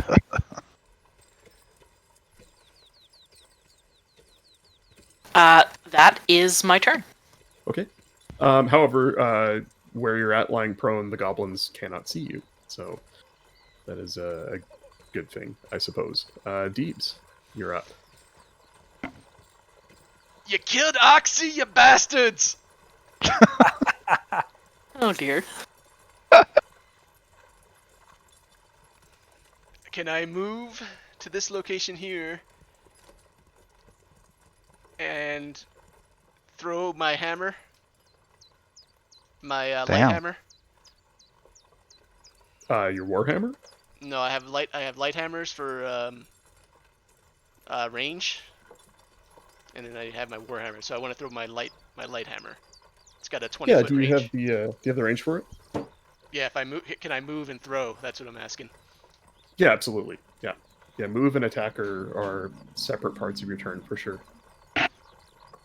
You could even move and attack and then use the rest of your movement afterwards. You can split your movement.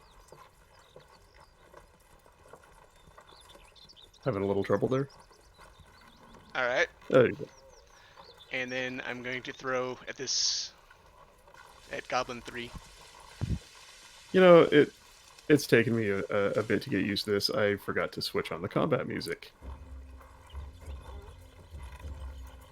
Oh. Moo. All right.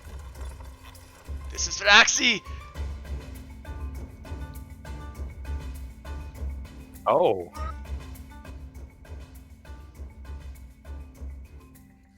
I rolled a 14. To hit this goblin here. Goblin 3. Goblin 3. 14 unfortunately does not hit. You see him just duck to the side, and the hammer skips off the tree beside him and lands on the ground. Bastards. Rip. That's it. That's it? End turn. Goblin 3 is last in the initiative order, and didn't expect you to come running up to him, panics, and tries to shoot you with his short bow. Let's go crit. Does a 13 hit? Sorry, does a 17 hit? My armor class is 18. Oh. You get your shield up in time, and the arrow just skitters harmlessly off it. Ha And he is going to... Oh, let's see. Put yourself on the right layer, you dungus. There you go.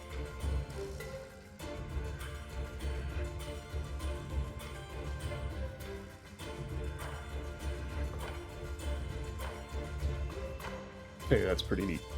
And he's going to move to there, and that is his turn.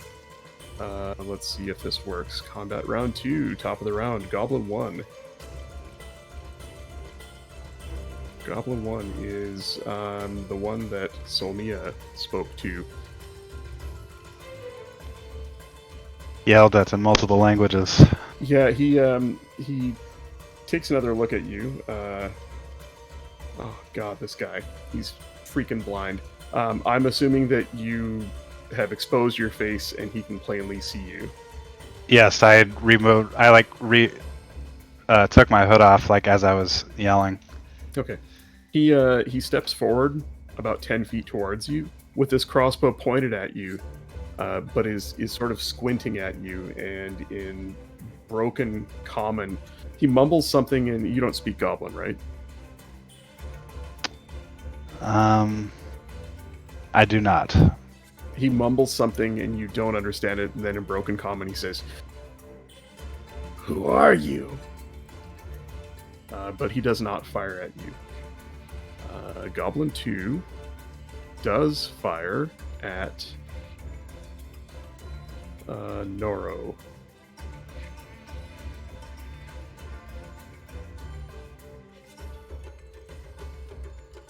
Come on, roll the dice. You can do it. I push the button. Thank you. Norro does a 16 hit. Yes. Even with my +2 cover, it's still 16.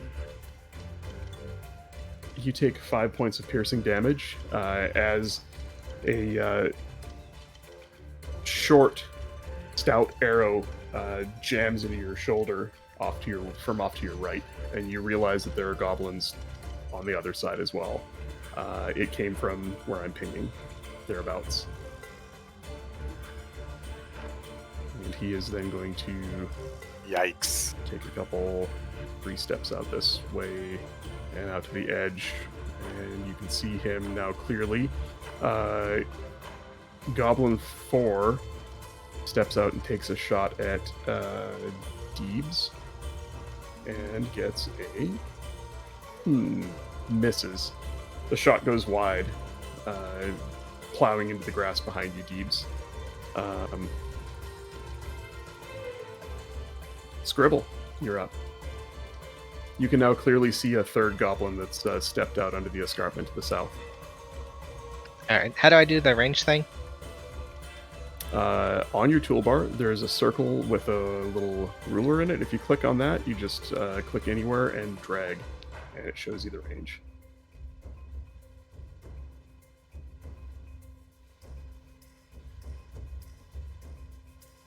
And remember that you can move to close distance, cast a spell or make an attack, and then use the rest of your movement.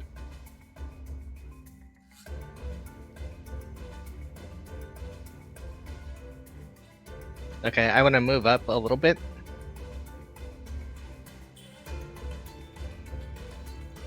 To behind the oxen here. Okay. Fucking move.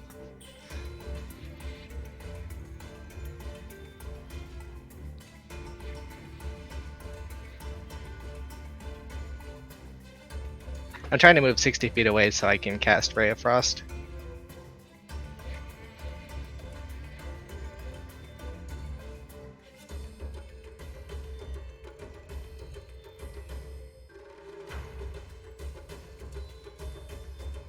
Okay, so I want to cast Ray of Frost at it.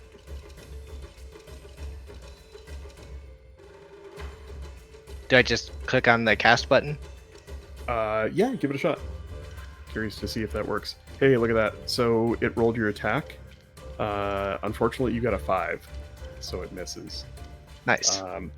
A beam of bluish white light streaks out from your extended clawed fingertip, but goes wide and just sizzles into the air past him, leaving a bit of a rime of frost on his shoulder. Do you have anything else you want to do? Do you want to finish your movement by...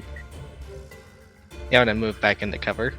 You could potentially hop down behind the oxen's lifeless form, like He'll be ping. You could go like right there if you wanted to, and hunker down behind him. Okay. It wouldn't give you more than +2 to AC half cover, but you could do it. Norro.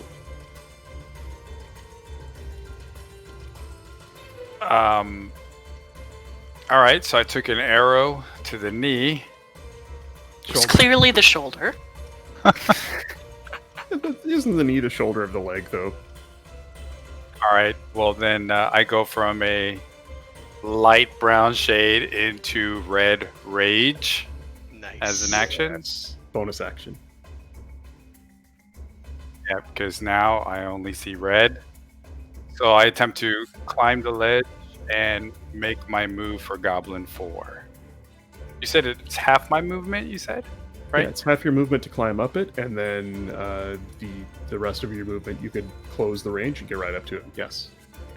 Quick question for bonus actions. Is that only during my turn, or can I do Yes. it at any time? Okay, go ahead. Sure. Bonus action is on your turn. Reaction is anytime not on your turn, Got it. Thanks.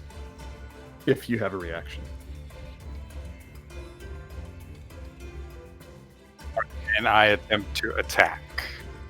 Get him, killer. Kick him in the teeth, Hummer. So you're swinging with your Two-handed axe. Or two-handed is it, axe. is it I two-handed? thought you had a great sword. I think you're right. Oh, it says great axe on my screen. It certainly does. You have a great axe and two hand axes. I want to give him kisses with my axe. So if you click on the little weapon symbol just to the left of great axe, it should. I think it's gonna roll and also roll to hit, roll damage at the same time.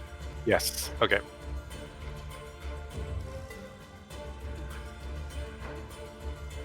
Boom. You cleave him in half.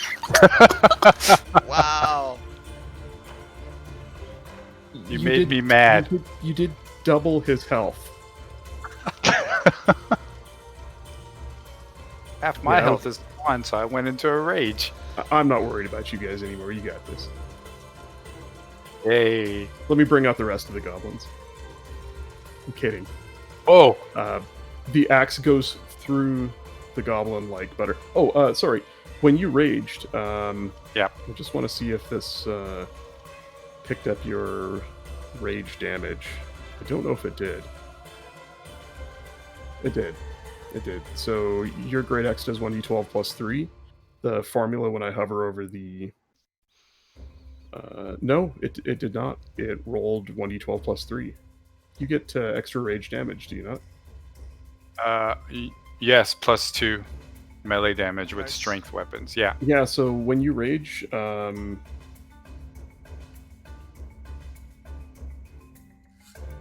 I'm not sure if D&D Beyond's going to pick that up or not. You should tick off the box under rage to indicate that you've used one. You see where that's at? Oh, got it. Yeah. So if you tick that box, I don't know if it'll Oh god, that was retarded. nice. Yeah, now you guys Sorry. can all see what he can do. Yeah, so if you tick that box, I'm not certain that it'll apply a condition to you in D&D Beyond, and then subsequently apply the damage bonus. But keep in mind that you do have a +2 on damage on your next roll as long as you continue raging. That's your movement, that's your action, that's your bonus action, and so that's your turn. Yes. The goblin falls in two halves to the ground in front of you, and a spray of blood coats the tree to your left. Solmia. All right, so Goblin one's. Sorry, go ahead. Towards you, he has a crossbow at the ready and pointed in your direction, but he's so far not made a move. And the last thing he said was, "Who are you?" Mm-hmm. So I'm gonna call out one that she calls to in her dreams, and then I'm going to cast dancing lights. So like 4 like purple orbs like surround him. Oh, around the... The goblin. Yeah.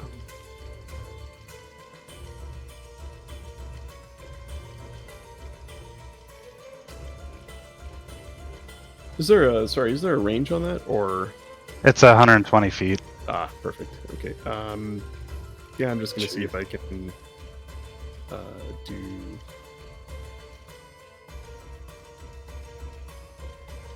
That's small. There we go.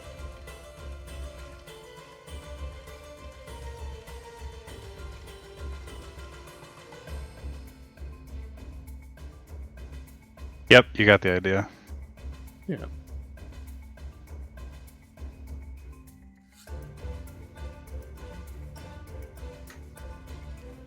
Nice.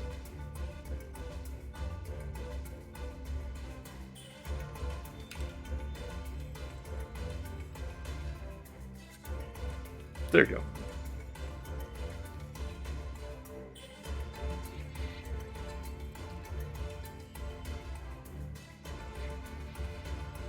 And that's my turn. Sorry, did you say something as well, or did you just cast the dancing lights? Oh, was I muted before? No, so like because the last thing he said to me was, "Who are you?" And then my response was, "I'm one that she calls to in her dreams." And then I cast like these weird purple orbs around them. Whoa. And you said they shed out like a purplish, like an ethereal purplish light? Yeah, it's hard to describe. I should do some more research on my descriptions next time. But yeah, just like a weird purple ethereal. Oh, the spell says vibe. they appear as torches, lanterns, or glowing orbs. It doesn't specify the color, and I am all about flavor. Yeah, when I checked on it, I'm pretty sure it can be whatever color the caster envisions. Yeah, that's awesome. Nothing else? That's it? Nope, that's it. End turn. And you're doing that as an intimidation tactic, right? Oh yeah, let me roll Yeah. that. Roll intimidation with advantage and tell me what you get. Lunalya, what are you doing? Other than standing up. Well, yeah. Solmia can't intimidate shit. Yeah, There we go. Oh, there it Better. is. That's better. Nice. Lunalya is going to use half of her movement to stand up.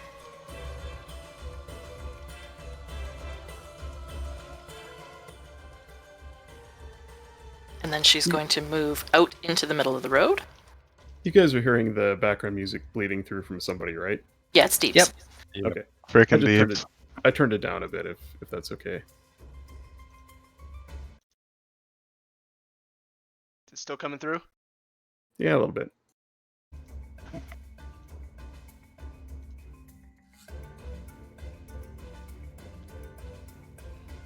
Middle of the road. Mhm. And she's going to turn around to Goblin 2 and fire a little pebble from her sling. Oh, okay.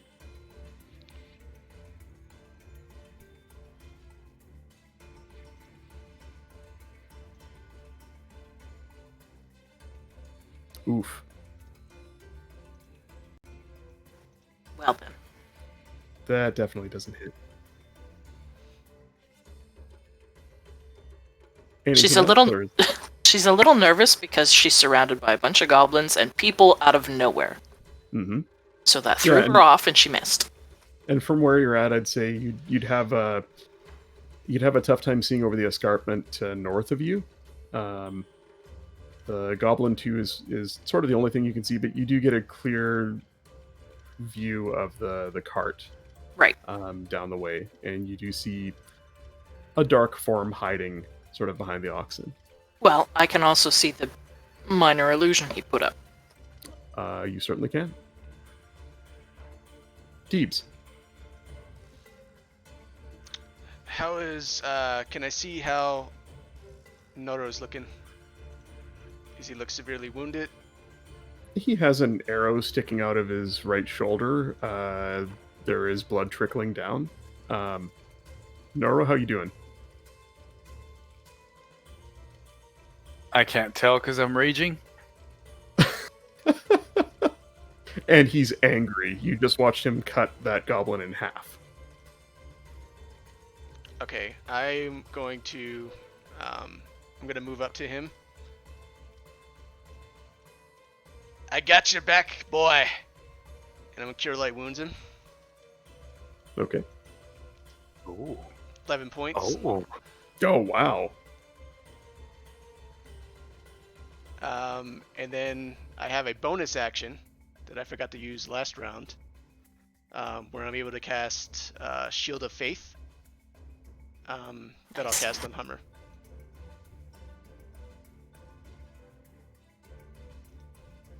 So normally I wouldn't let you go back to a previous round, but we're still learning. Go No, for I it. meant this round. Oh, Yeah, so Well, I'll cast Cure Light Wounds and then followed with Shield of Faith. Is that how the bonus action fair works? enough. Yeah. Sorry. I'm just having a look at spells here. So there is a restriction of on the number of spells you can cast in a turn. Typically, if you cast a spell as a action, the only thing you can cast as a bonus action is a cantrip, I believe. Okay, gotcha.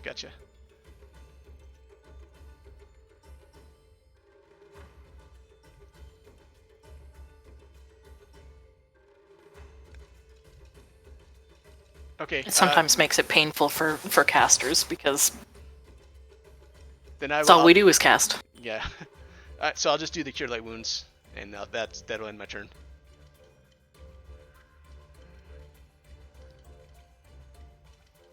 Yeah. If you cast a spell as a bonus action, you can only cast cantrips for your action. Okay. And I might change that in the future, like as you guys level up. For instance, I want to say on Critical Role in their first campaign, I think they raised the restriction up to like second level spells or lower. I'd have to go back and look, but it's I don't know, it kind of falls into the category like once you get in higher levels. Yeah.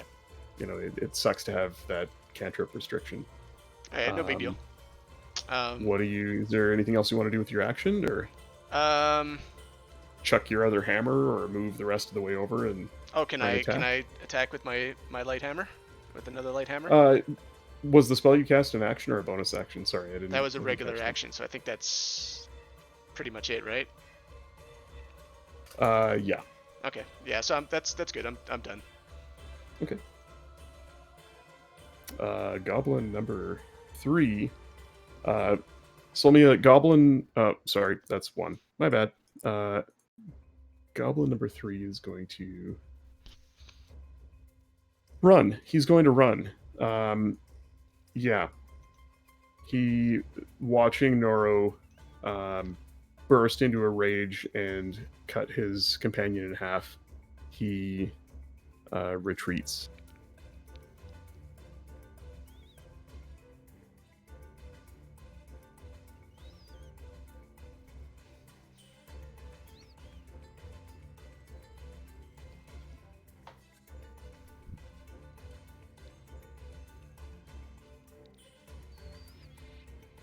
Wow. And disappears out of view.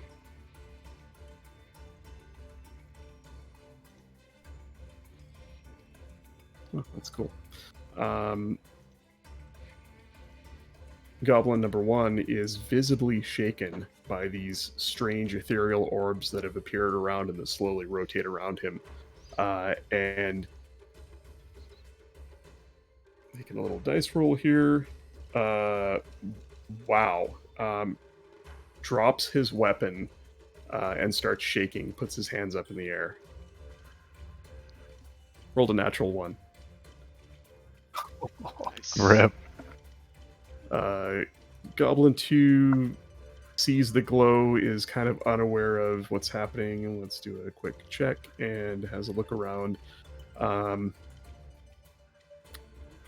Fires at Lunalya.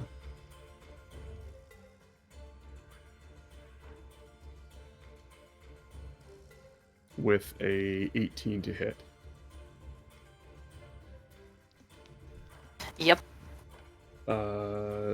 You take 5 points of piercing damage Oof. from a crossbow bolt.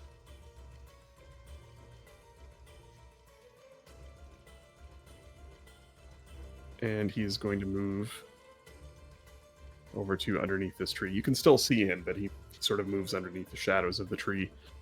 That is his turn. Goblin 4 is dead. Skribble.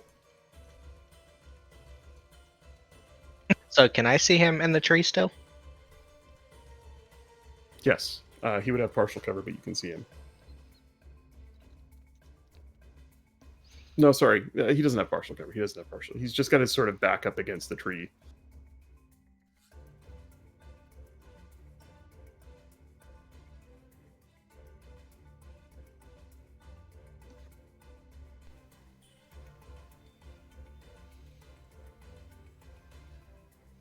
Well, then I will move over here and then try to cast the same spell I did earlier.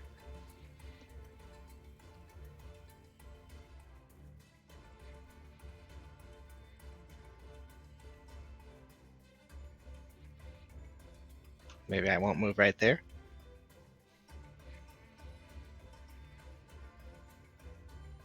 Can I still see him from this point?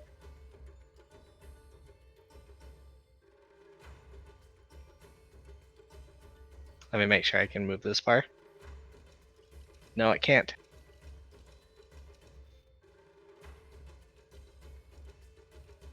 What a bitch.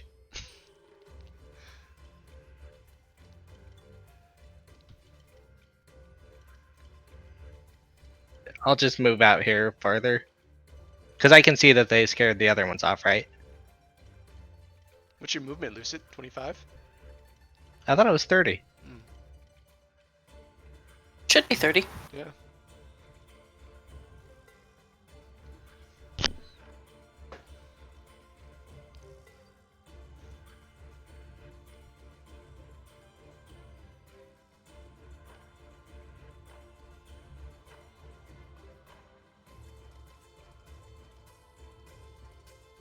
There we go. There you go. Stupid map.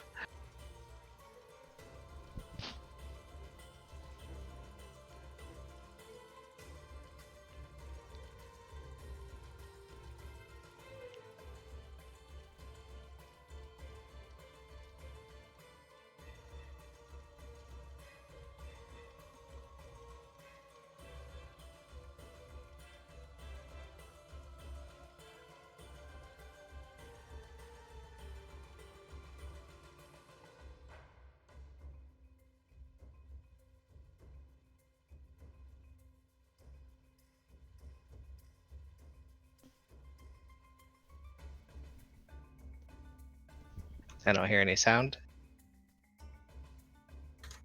Sorry, somehow muted myself. That's great. Computers are fun. You hit him. A rime of frost explodes over his body, and he drops to one knee. He is injured badly, but still alive. Was that it for your turn? Yep, I'm done. Have I crackled since I started Nope. No. restarted Discord? It's been awesome. Okay, Nope. Nope, nope. good. It's good to know that's what it took. Norro.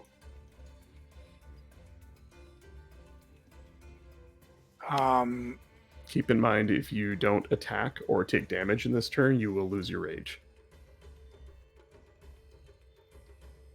Can I And jump over the forest and find out where that goblin went? You absolutely can. So you're certain that he ran away, but you're not certain if he kept running or if he hid. You could run that direction and make a perception check to see if you can see him. All right. Would that be my full? Should I use my full first and then perception check? My full movement. If you get closer to the direction he went, yeah, you have stand a better chance of seeing him, and also maybe chucking your other hammer at him. I think they have a short range of what, 20?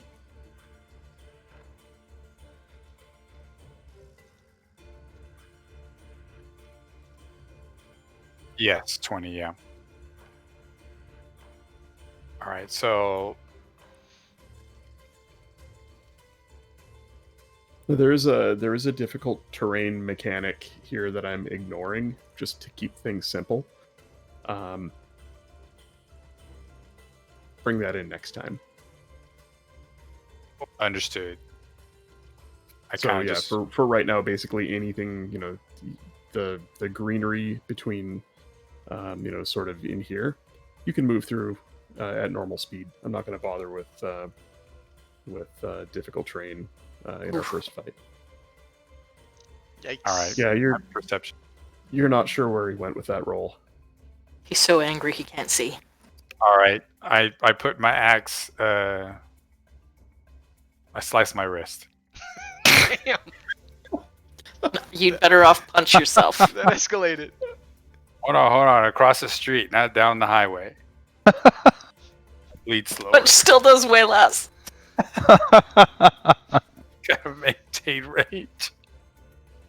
I'm just kidding. I don't do any of those things. That was for the viewers. Across the highway, not down the street. Homer. Should have punched a dead goblin.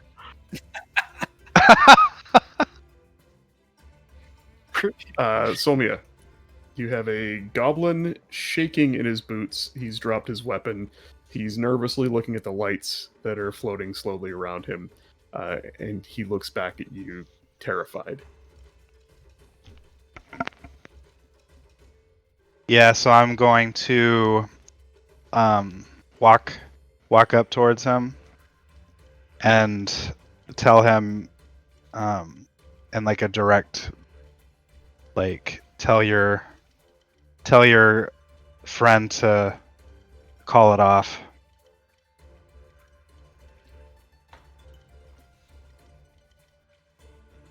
Okay. Make a intimidation check with advantage on this. He is clearly terrified. Hey, there we go. It's not so much to intimidate him further. It's more, can you get through the fog of him just being absolutely terrified of you to actually get him to understand what you're asking? Yep. He turns and shouts something in their language, and looks back over his shoulder at you. There is a shout from the other one, a pained shout from the other one, and a bit of an argument. And he looks back at you and just nods nervously and drops to his knees. Anything else with your turn, or is that it? So does that end combat then? Not as of yet. Oh, okay. Lunalya? It's half my movement to get back up that cliff, yeah. Yes.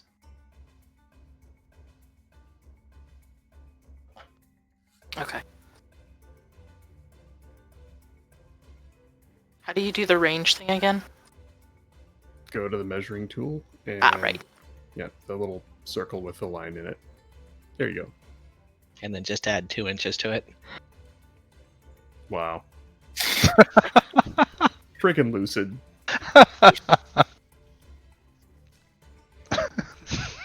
Okay. So Well, she's lucid. Now I know your formula. Well, they're gonna take it away anyway. she's gonna move to the edge of the cliff, grab some exposed roots, and haul herself up right beside this goblin. And she's gonna flip her staff around and stab him right in the thigh Damn. With her staff? with her spear. Yeah, correct. Yeah, it's got a spear tip on the other end. Yeah, go Oh. for it. If this fucking misses, Oof. That'll hit. Two-handed, yeah? yes. Funny, less damage two-handed. I know. 3 points of damage is enough to take him below 0. Are you intending to kill this goblin, or are you... Yes. He goes down. A rime of frost still coats his form as he cries out and crumples to the ground. He was surprised by your approach and looked like he was maybe putting his weapons down, but you weren't certain. Lunalya, didn't realize this is how you are. Balance must be restored. Wow.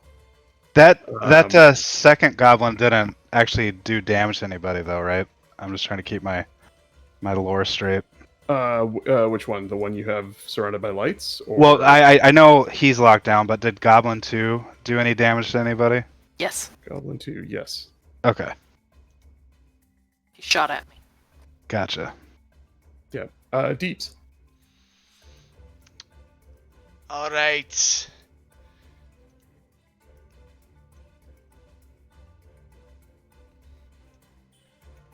I'm gonna move into the forest.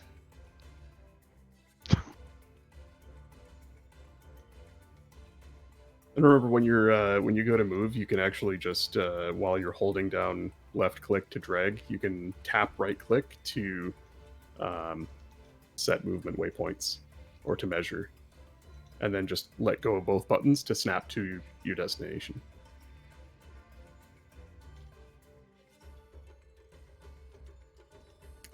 You have to It's not click working. the there you go. Yeah, you got it.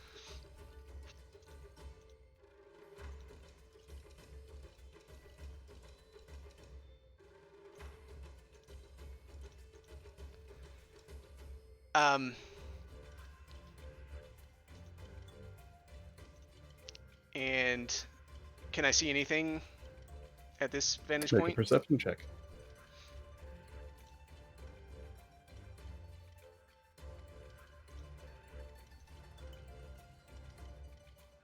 Oh, that's a natural 20. That it sure is. Is that our first natural 20? Yep. Mm-hmm. Yeah. Nice. Damn. You spot him, actually. Give me a second here, and I will move him into view.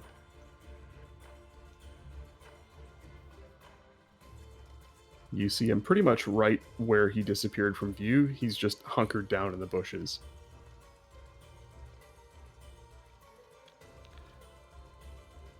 Hooker, if he sees them, does that give me an opportunity to also see it, or does he have to like tell me that he sees it? He can shout and point.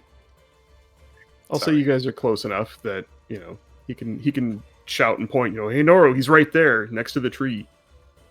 And you might have a chance next turn to run over there, and then you'd see him. Yeah. Okay. Then take Norro, that I see him stone. there, about 30 feet to the east. Get him! That's it for you, Deebz? Oh, do I have time to? Are there any rocks or stones on the ground, You wanna or a stick? wanna- chuck something at him? I wanna grab something and cast light on it and throw it over there. Oh, You could pick up a rock.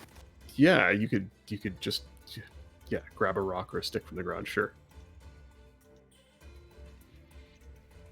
All right, so I grab it, cast light, Mm-hmm. and that is a. And that's your turn. Okay, So you're holding a rock that's now glowing bright. got it. Got it. Yeah, but that's a bonus action, isn't it? What, light? No, Yeah, it's a cantrip. action. Light's a It cantrip. says Oh, it's a can. it It's says it's one action. though. Yeah, so next turn. What color is the light, Deebs? Just bright white. Hmm. It is that goblin's turn, and on his turn he runs off into the woods. Bear with me for just a second, and I will. Yep. He.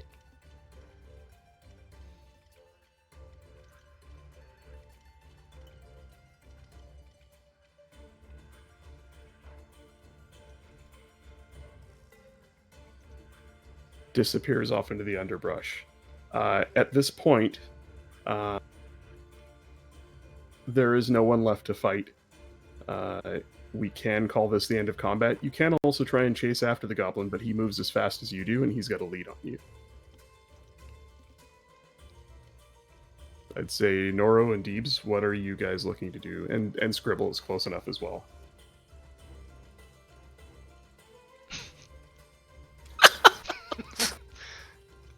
I'll Add 2 inches. I'll end combat. Okay. Can we Norro, see what's going on with Goblin 1 over here? you see an odd purple glow coming from the trees to the south, and you can just sort of see the top of the goblin's head, and strange orbs floating around him. But I can tell it's a goblin. Yeah, we'll say you've got a clear enough line of sight at him. You can tell it's a goblin, but he's got the equivalent of 3/4 cover. He'd be pretty hard to hit.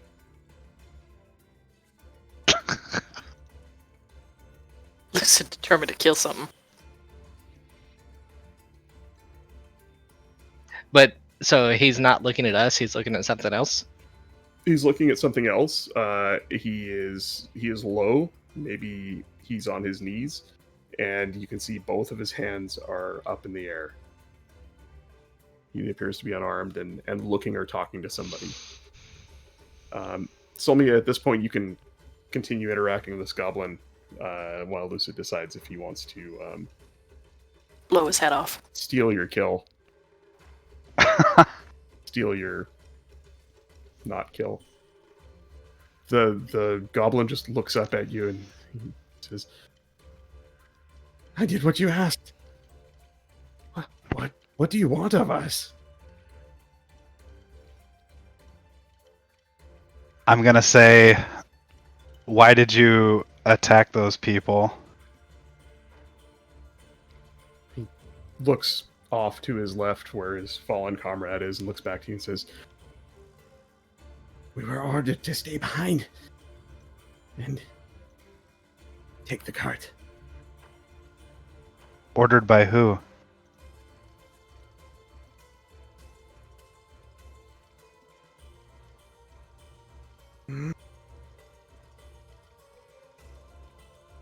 He'll kill me. All I heard was he'll kill me, poker. I don't know if he said anything else. No, that's all he says. Okay. He's just shaking his head. So then I'm gonna manipulate my dancing light spells to, because I can make it a medium size of a vaguely human form. So I'm gonna make it like kind of like basically envelop me, kind of. So I got like a purple glow, and I'm gonna say, do you want to die here or wait, no. I'm gonna say, don't tempt me. I demand to know who ordered you to stay back. Clark leads us. He took them.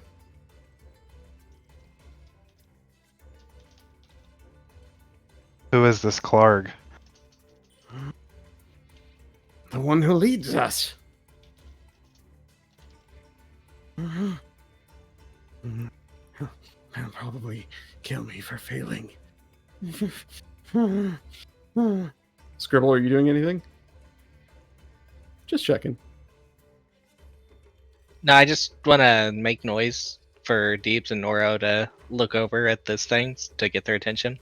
At this point, all of you have now heard a goblin speaking in common to someone in this small patch of trees. Yeah, Lunalya is going to make her way over to where she can see the lights. She can see both of them, I'm assuming. Okay. And unless any of you plan on doing anything combat crazy, we don't actually have to look at the map. This can all just go back to Theater of the Mind if you'd like. Yeah, that's fine. So, don't feel obligated to update anything else on the map. And if you guys are okay with it, I can just move you back to the main map. Yep. Mhm. Okay. So one thing I need to say is because I know I have like a high perception or whatever, as soon as I know that one of these guys is gonna see me, I would basically turn off the um Turn off the lights. my dancing lights. Yeah. So I'm Okay. not glowing anymore. Just gonna So change- that like the intent would be they saw a light but they don't know where it came from. right. And you guys just have to make believe that you don't know that. But we can hear the talking. Correct. Do you have your hood up still? I'm gonna basically put it back up. Okay. Like turn off the light, put my head back up. Hood Okay. back up.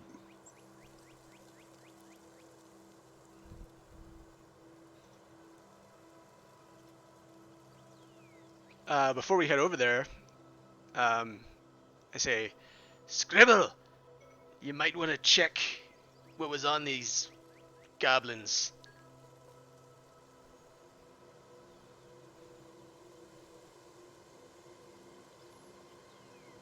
I'm gonna repeat back. You might want to check what's on these goblins. But I'm gonna walk over to the one that I shot and check it. All right.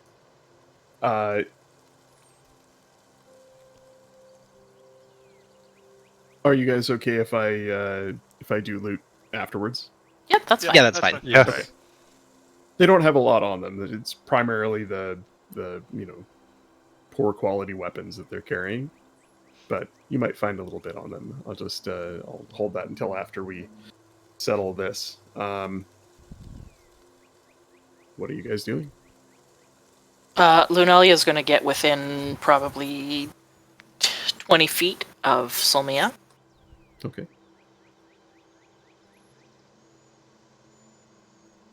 Deebz and Norro? I back to that ledge where I know I was shot at, but I obviously completely ignored it. Just to kind of and add also that Lucid's character, was kind of giving my attention to go that way, so I'm kind of heading into that direction as well, just to see what's going on. Yeah, I'm walking with Norro. Okay. So, Solmia, you would hear the others moving your direction. The goblin's looking nervously about. He just looks at you and says, "What else could you possibly want of me? My friends are gone. I stopped the attack. Let me go. Please, let me go."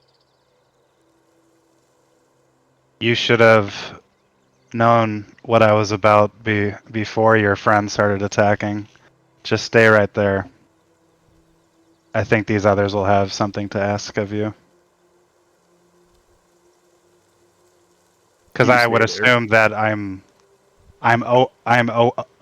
aware that people are walking towards us, right? Oh yeah, very definitely. Yeah. So I basically just say, just sit tight. I'm sure these others will have something to ask of you.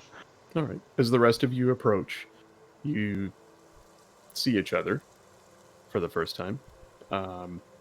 Some of you for the first time. If you wanted to, we could take turns describing yourselves. General description of what you're wearing and your general demeanor. Deebs, did you want to start off? Sure. I'm wearing chainmail.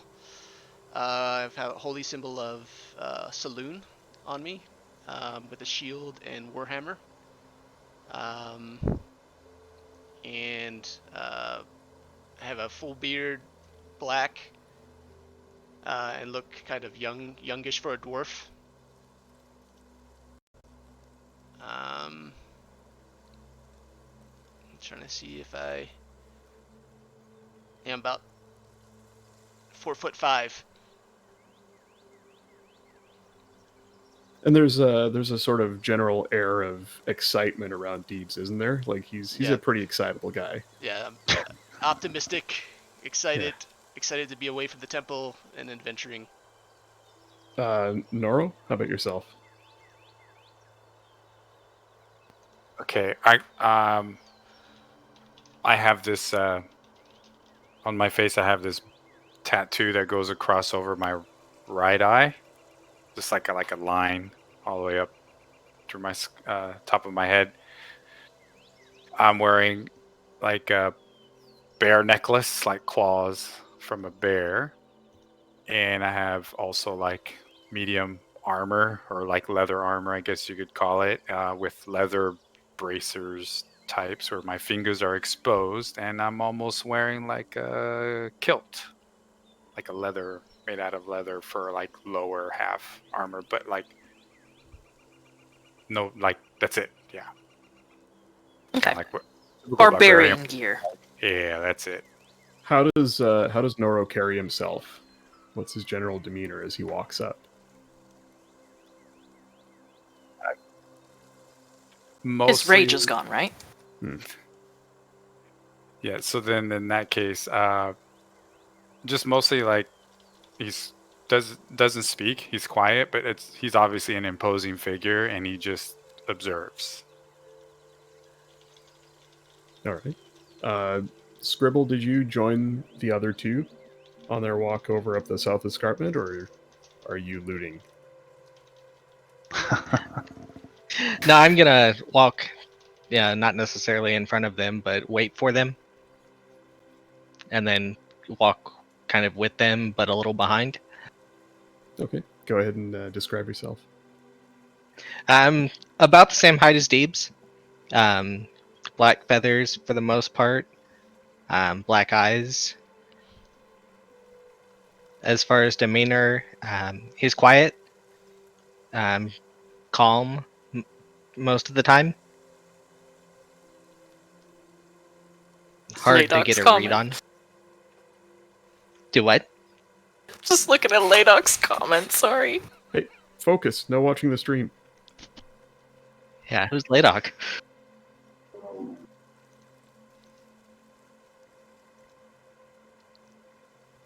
Lunalya, why don't you describe yourself? I'm certain at this point everybody can see each other as you converge on this goblin. As everyone approaches, she's sort of going to back up against a tree, so she's in the tree's shadow. You can still see her. She's relatively tall. She's got sort of a light bluish colored skin, and her hair starts out at the crown of her head being sort of a dark teal, and it fades to white at the very tips. And she's got it sectioned in sort of 6 or 8 sort of sections that are tied with a bead at the ends, and it sort of floats almost like it's in water. And she's trying to keep her eyes downturned because they're very off-putting. She has her eyes are a little bit large, and they have black sclera with sort of a luminescent, they're almost like fish eyes, you know how they have that iridescent sort of golden green. That's awesome. They're very different.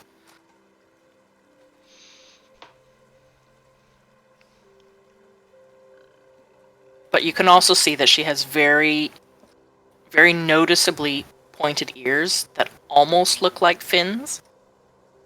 She has a very elf-like appearance, but not quite. Yes, she is also, there's a sheen of moisture about her. Here Like we she's like she was just swimming. There it is. go. You guys want to take 5 minutes, get out of your systems, get all the jokes out? No. Very cool. Okay. Very cool. Wow. Surprising.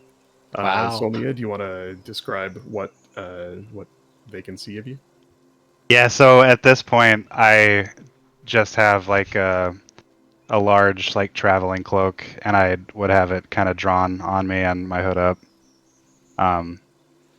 Definitely like trying to avoid them seeing my face.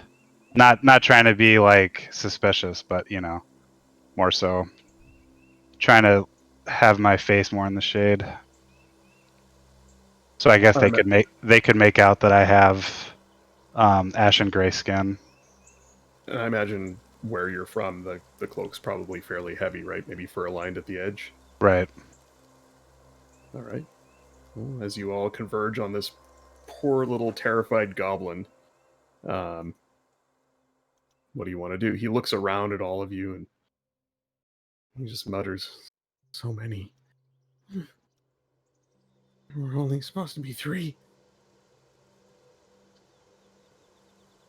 3. He looks up at Norro, nods. 3. It's what the man told us. He lied. Man. You say man. Race? Mm. What's his race? The human. He said there would be 3 with the card, not 5. Is this man's named Ulrich? I don't know.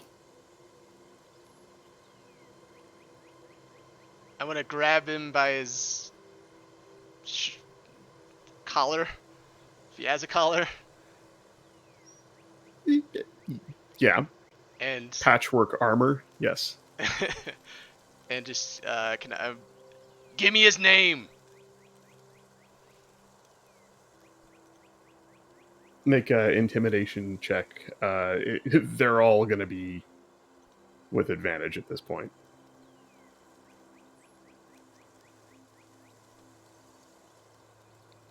How do I do One the more time. advantage? Oh, Let's one roll more it twice. Yeah, sorry. To roll with Much advantage or better. disadvantage, you can hold down, I think, Shift or Control when you click, and you'll see the roll 20, the beyond 20 icon change. It'll either go green with a plus or red with a minus. Or you can just roll twice. Yeah, like that. There you go. Failed.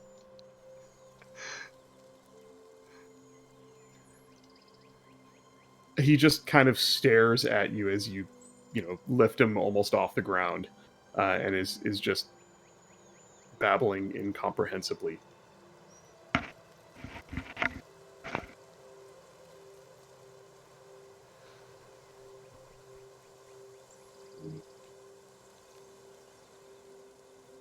This one wasn't injured at all, right? Correct. No.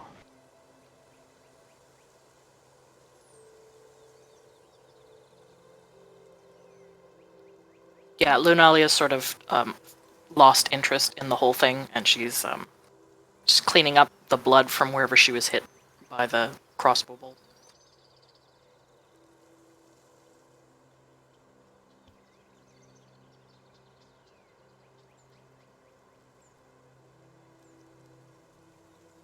The goblin calms down a bit and just says,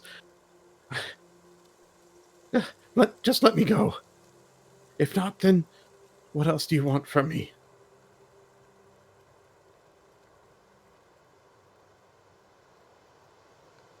And then mimic Deebs and say, Oxy!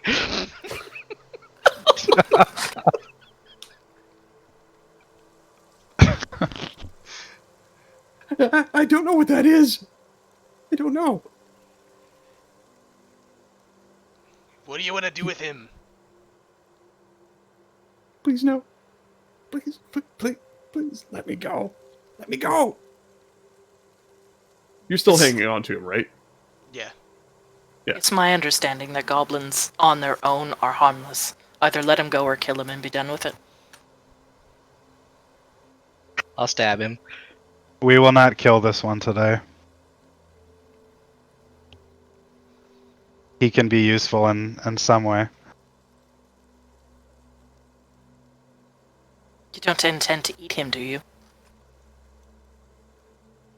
I make just a disgusted face. I sit him down, or let go of his collar. He collapses into a heap and is just sort of sitting on the ground, looking around nervously.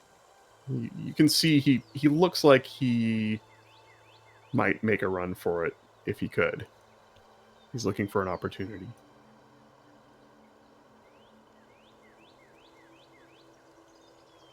Well, we definitely want to strip him of everything he has first.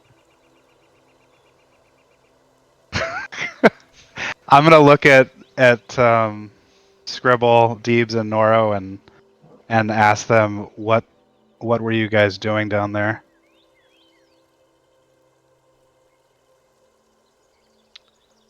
We were escorting some provisions. We were heading to Phandalin. It's interesting, this goblin mentioned 3, and there are 3 of us that are escorting.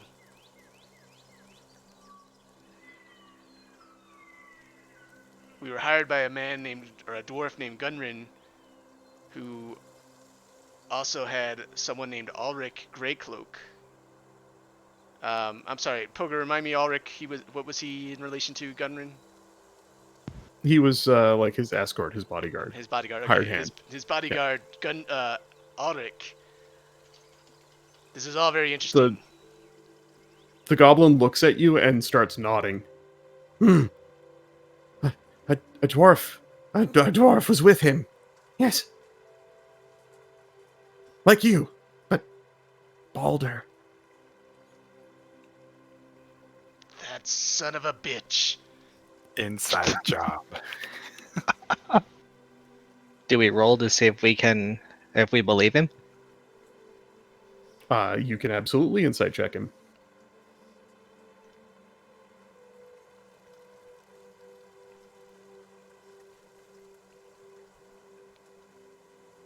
Nice. We all roll, or Oh God, there's another natural Another 20. natural. Yeah.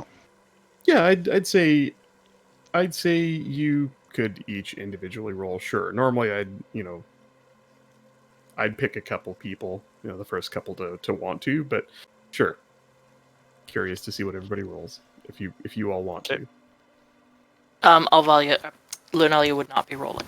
Yeah, Norro, it's a goblin, and he is saying things that you understand.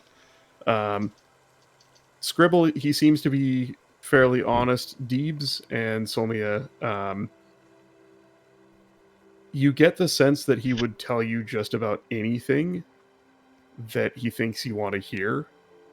But he does sound like he's telling the truth, that there was a man who told them there would be 3 coming down the road behind them, and there was a dwarf with him. But there's something more that he's not saying. Or something that's not clear. As he looks around nervously at all of you, expectantly.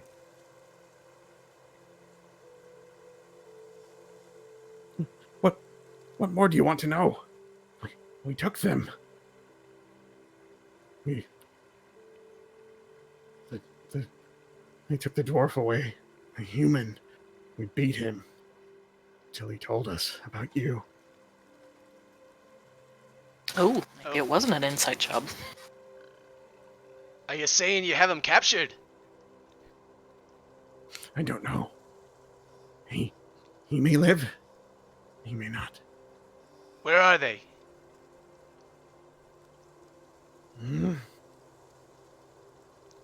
Where are they? Let me go. If I tell you, will you just let me go here and now? I won't bother you anymore.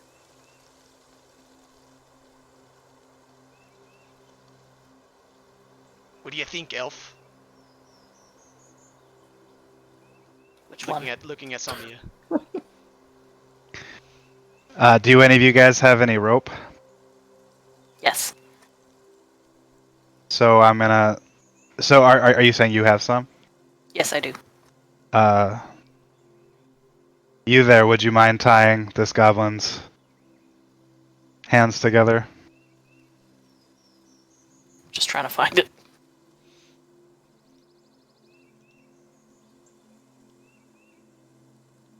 Okay, good. Yeah, no, I do have it. Yeah, she'll stand up from where she was sitting on a rock, patching up her leg, and she'll come over, She'll look at each of you, and she'll say, just for the record, I think this is a futile idea. And then she'll start binding his hands. The little goblin withdraws from you at first, but then looks up at Solmia again and just shrugs and sighs and offers his hands. Where are you going to take me?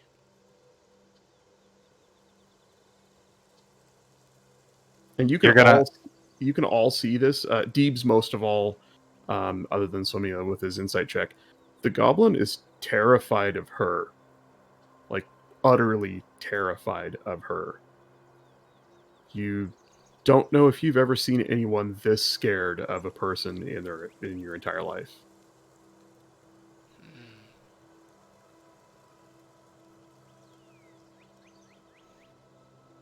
Scared of Solmia?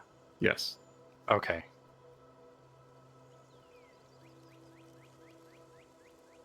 All right. So if he's that terrified, then he has kind of said all he can say.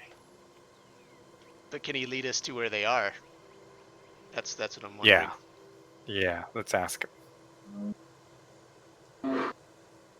Yeah, Yeah. so I have a question. sensing the murderous intent of the Kenku, I'm gonna say enough killing's been done. This we'll have this one show us where the kidnapped guys are.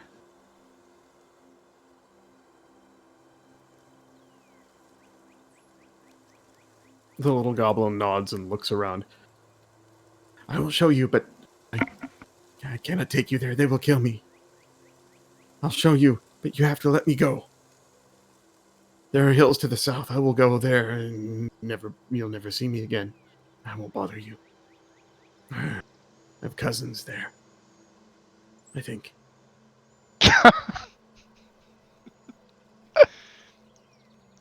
You will lead us to where they are, and then we will let you go. You have my word.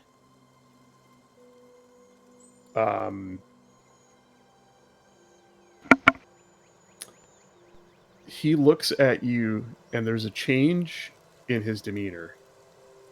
And he just nods once, and it looks like he trusts you.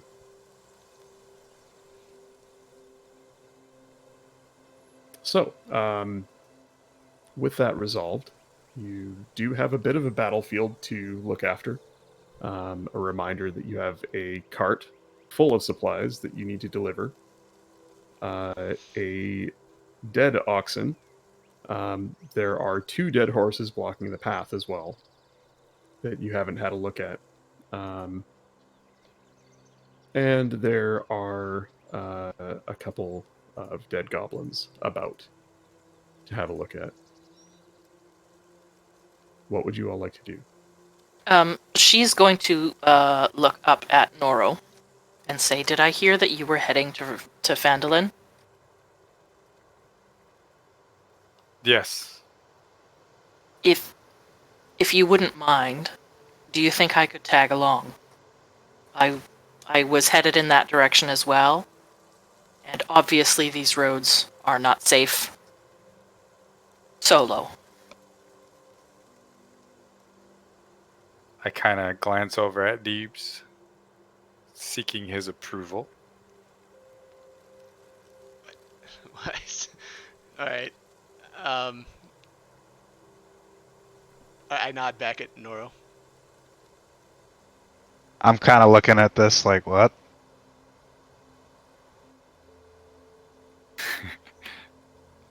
And I look for my bird. Where's my bird? Yeah, Lunalya is looking for the bird too. Is he still looting? The bird is looting the horses and the goblins. All right. Okay, then. I tell Lunalya, yes, more the merrier.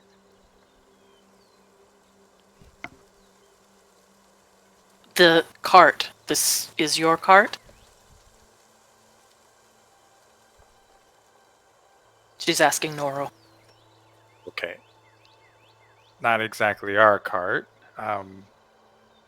in Phandalin. We have to deliver it there. It's a job. How will you get it there?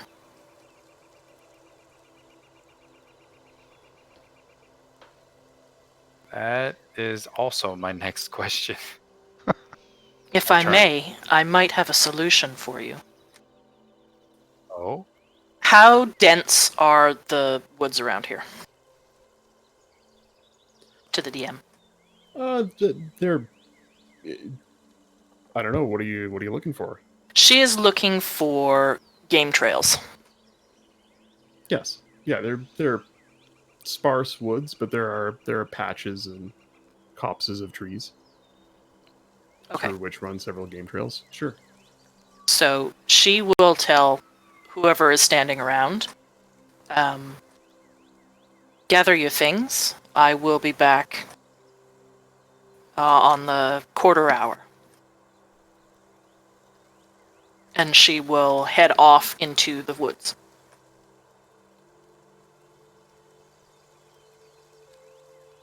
What she's looking for specifically is a game trail that has larger... that she would be able to tell larger animals have been through.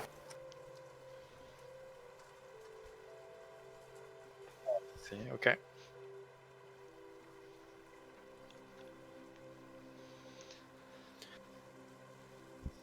Make a survival check for that, and I will get back to you in just a minute. Okay. Who has the goblin?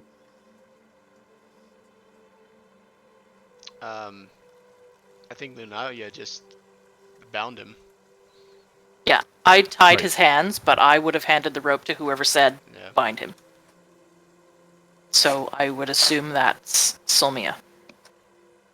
I'll tip my head to the dwarf, like, give the rope to him. All Yeah. right. So she'll toss it in your direction on her way. on her way by. Hold on. I'll take it. Deebz, Since I look, the did pet promise goblin him. you always wanted. Mhm. As you take the rope, the goblin pulls in quite close to you. Something about the way you promised him safety seems to have rung true with him, and he is sticking a little bit closer to you and sort of eyeing the others, hoping that you'll keep him safe from them. Aww. And he begins muttering a few things quietly to you. You learn that they have a lair.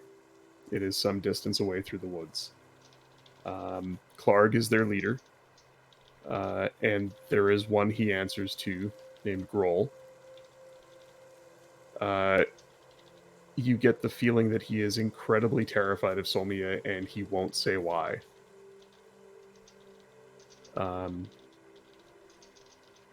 But he seems surprised that she's associating with the likes of the rest of you. So can I tell her racial, I mean what her race is basically? Solm? You can.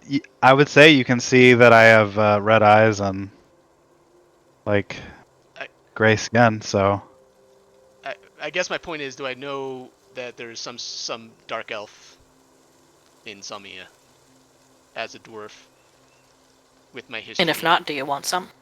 Oof. Wow. Wow. My wife, ladies and gentlemen. you walked right in there. That one. I sure That's did. true. I do have a history with Undermountain people races, so that's what I'm Yeah, asking you do. over. Yeah, no, I mean, you've seen enough of her face, at a fair distance to see. I mean, she'd be awful light skinned for a drow, but those red eyes, there's something about them. Okay.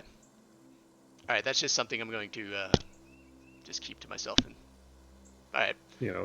The flip side of that is, as a as a follower of Seluna, and having served in the temple for so long, you know, you might have an internal conflict because the tenets of your faith preach tolerance, acceptance, and understanding of all. Mhm. And she definitely hasn't made a move against you. In fact, she seems to have helped you so far.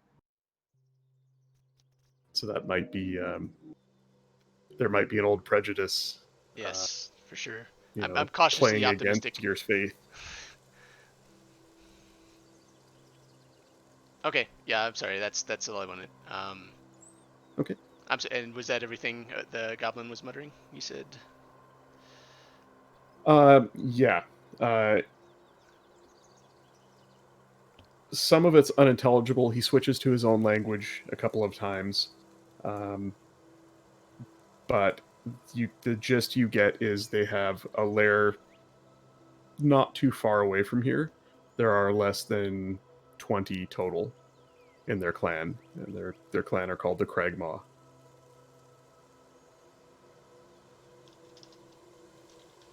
And he seems to want to be able to lead you to it so that you'll then let him go. Got it. Skribble, as you're looting, you find the following. The saddlebags on the horses are empty. There's an empty leather map case nearby. Um, there are a few bits and baubles strewn about from their packs, but nothing really of any value. The horses are very dead and have been for about a day. Um, by the number of crossbow bolts and shortbow arrows sticking out of them, there were likely more than the 4 goblins that jumped you. Uh, there are clearly the signs of a battle here, um, a fairly intense one, and you see drag marks that indicate that likely some goblin bodies were dragged away. On the goblins, if you want them, they have they each of the 2 have a rusted short sword in poor condition, and one of them has a short bow, and the other one has a crossbow with several bolts, and a total of 22 silver and 15 copper between the 2 of them.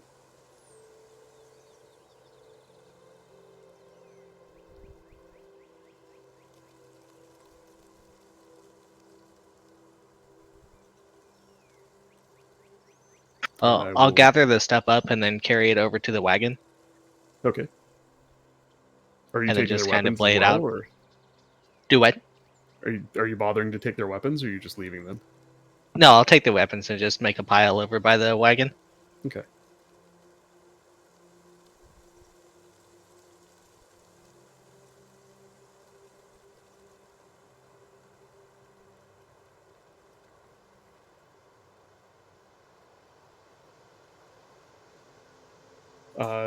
Lunalya, you got a 15 on your survival check. Yep. And what is it you're looking for specifically? I am looking for a moose. Or an elk. So they're not Canada. quite as big, but You find signs of what you think is a large deer. Not big enough to be an elk. And by the droppings and the prints, it's likely a fairly good sized buck, but not an elk. okay. If you're looking to find an animal that can tow the cart, you'd be better off talking to Goliath into it. Yeah, so she'll spend some time looking around, and she's not going to find what she's looking for, so she'll head back. Okay. There is also the option of, by the rough map that the 3 have, you would know that Phandalin is, you know, not even a day's journey. Like, you could make it to Phandalin and back to here in less than a day. So someone could head to town, or you could split the party, and some of you could head to town while the rest guarded the cart, or you could stow the cart somewhere and go procure an animal to come back and tow the cart. No, she's just going to, after 15 minutes or so, she's going to give up the search, realizing that she's not going to find what she's looking for, and head right back. Okay. What's everybody else up to? Can Norro and I pull the cart? I mean, you can try. It's certainly going to be a long and, grueling affair to try and move the cart by yourselves. How heavy is the stuff inside the cart? Well,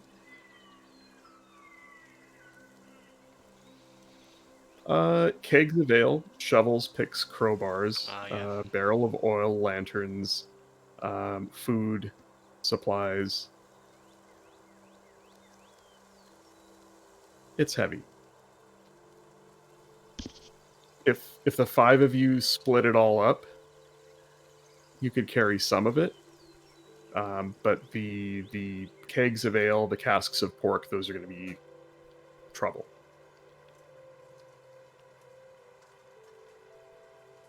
Alright, Is it possible Sorry. to dismantle the cart into like a couple of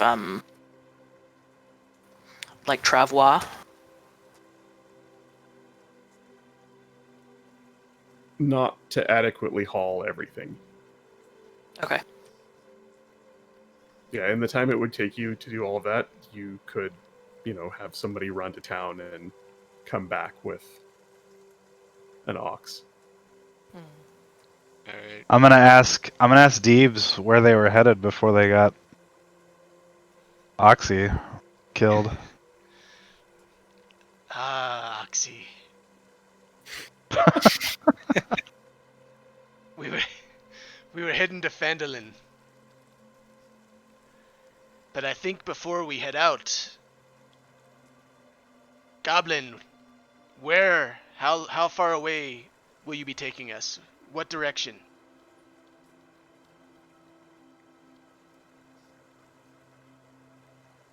And just by the way, I'm pinging on the map about where you guys are. The hexes on the overland map here are 5 miles. Okay. So you're between 10 and 15 miles from Phandalin. You could. It's late in the day, but if somebody set out first thing in the morning, they could make it to town and back by nightfall. Or if you stashed the cart and set out for town, you could all safely make it there and back by nightfall. The goblin tells you that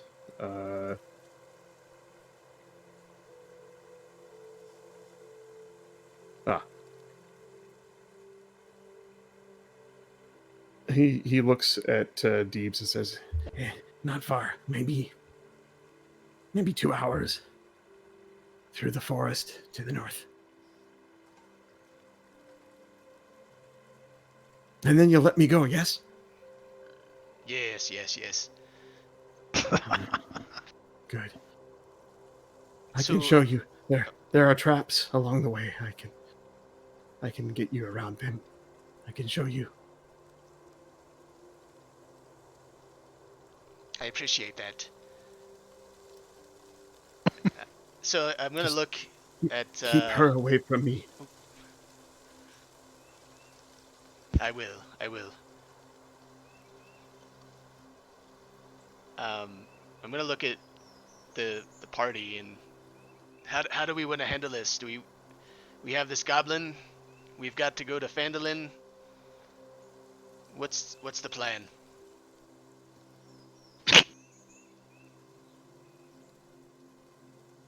I will follow you wherever you decide to go, as I do need to get to Phandalin. I intend to meet a companion there in some days' time. But if you intend to go rescue whoever is at this goblin's camp, I will follow you there. My concern is if time is of the essence. if they are truly captured, they may not have much time. So maybe, what do you think of stashing the goods and heading to where the goblin will take us first, and then we go to Phandalin? I think that works.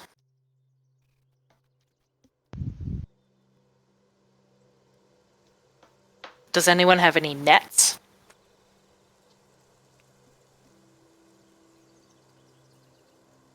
No nets here. I have a blanket. Yeah, so do I. So I look at Deebz and I'm kind of like mentioning, you're talking about moving now? Yeah, what time of day is it? It's about to be night. It's late evening and the sun is setting. How about we put the cart where we intend to hide it, kind of camp out? Norro, are you still injured? Oh yeah, I'm not raging anymore. Yeah, I'm kind healed him of to I'm kind full. of hurting. No, Deeb's healed Oh, you that's back right. to That's full. right. Yeah. I'm Yeah, sorry. but then he Okay. slit his wrists. I think I'm the only one that's injured. Yeah, but I'd like to do a rest anyways because I can get my rage back. It says here long rest. Okay, so what kind of rest would we do? I mean, it's almost dark. That means we probably have enough time for a long rest. Is that right, Poker? Would that be first light? Yeah, so you could take a long rest, 8 hours, during which you sleep 6 of that, and if you took turns taking watch, you feel like you'd be relatively safe. Yeah, I mean, Lunalia would say to the group, I don't know how well traveled you are through the woods at night. It's maybe not the best course of action. I would recommend camping here. Perhaps off the road a ways. I agree. I'm gonna get Norro's attention and just kind of try to convey the reason that we started on this. The map.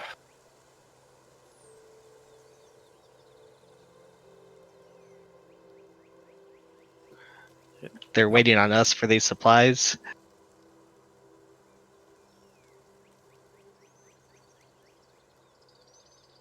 Well, I mean, the way I see it, there's two choices. We can either try and split the goods up amongst the 5 of us and go on foot to the town where they're waiting for your supplies, or we leave the supplies here and try and string them up into the trees or whatever using some blankets and rope and follow the goblin to wherever he's holding whoever he's holding.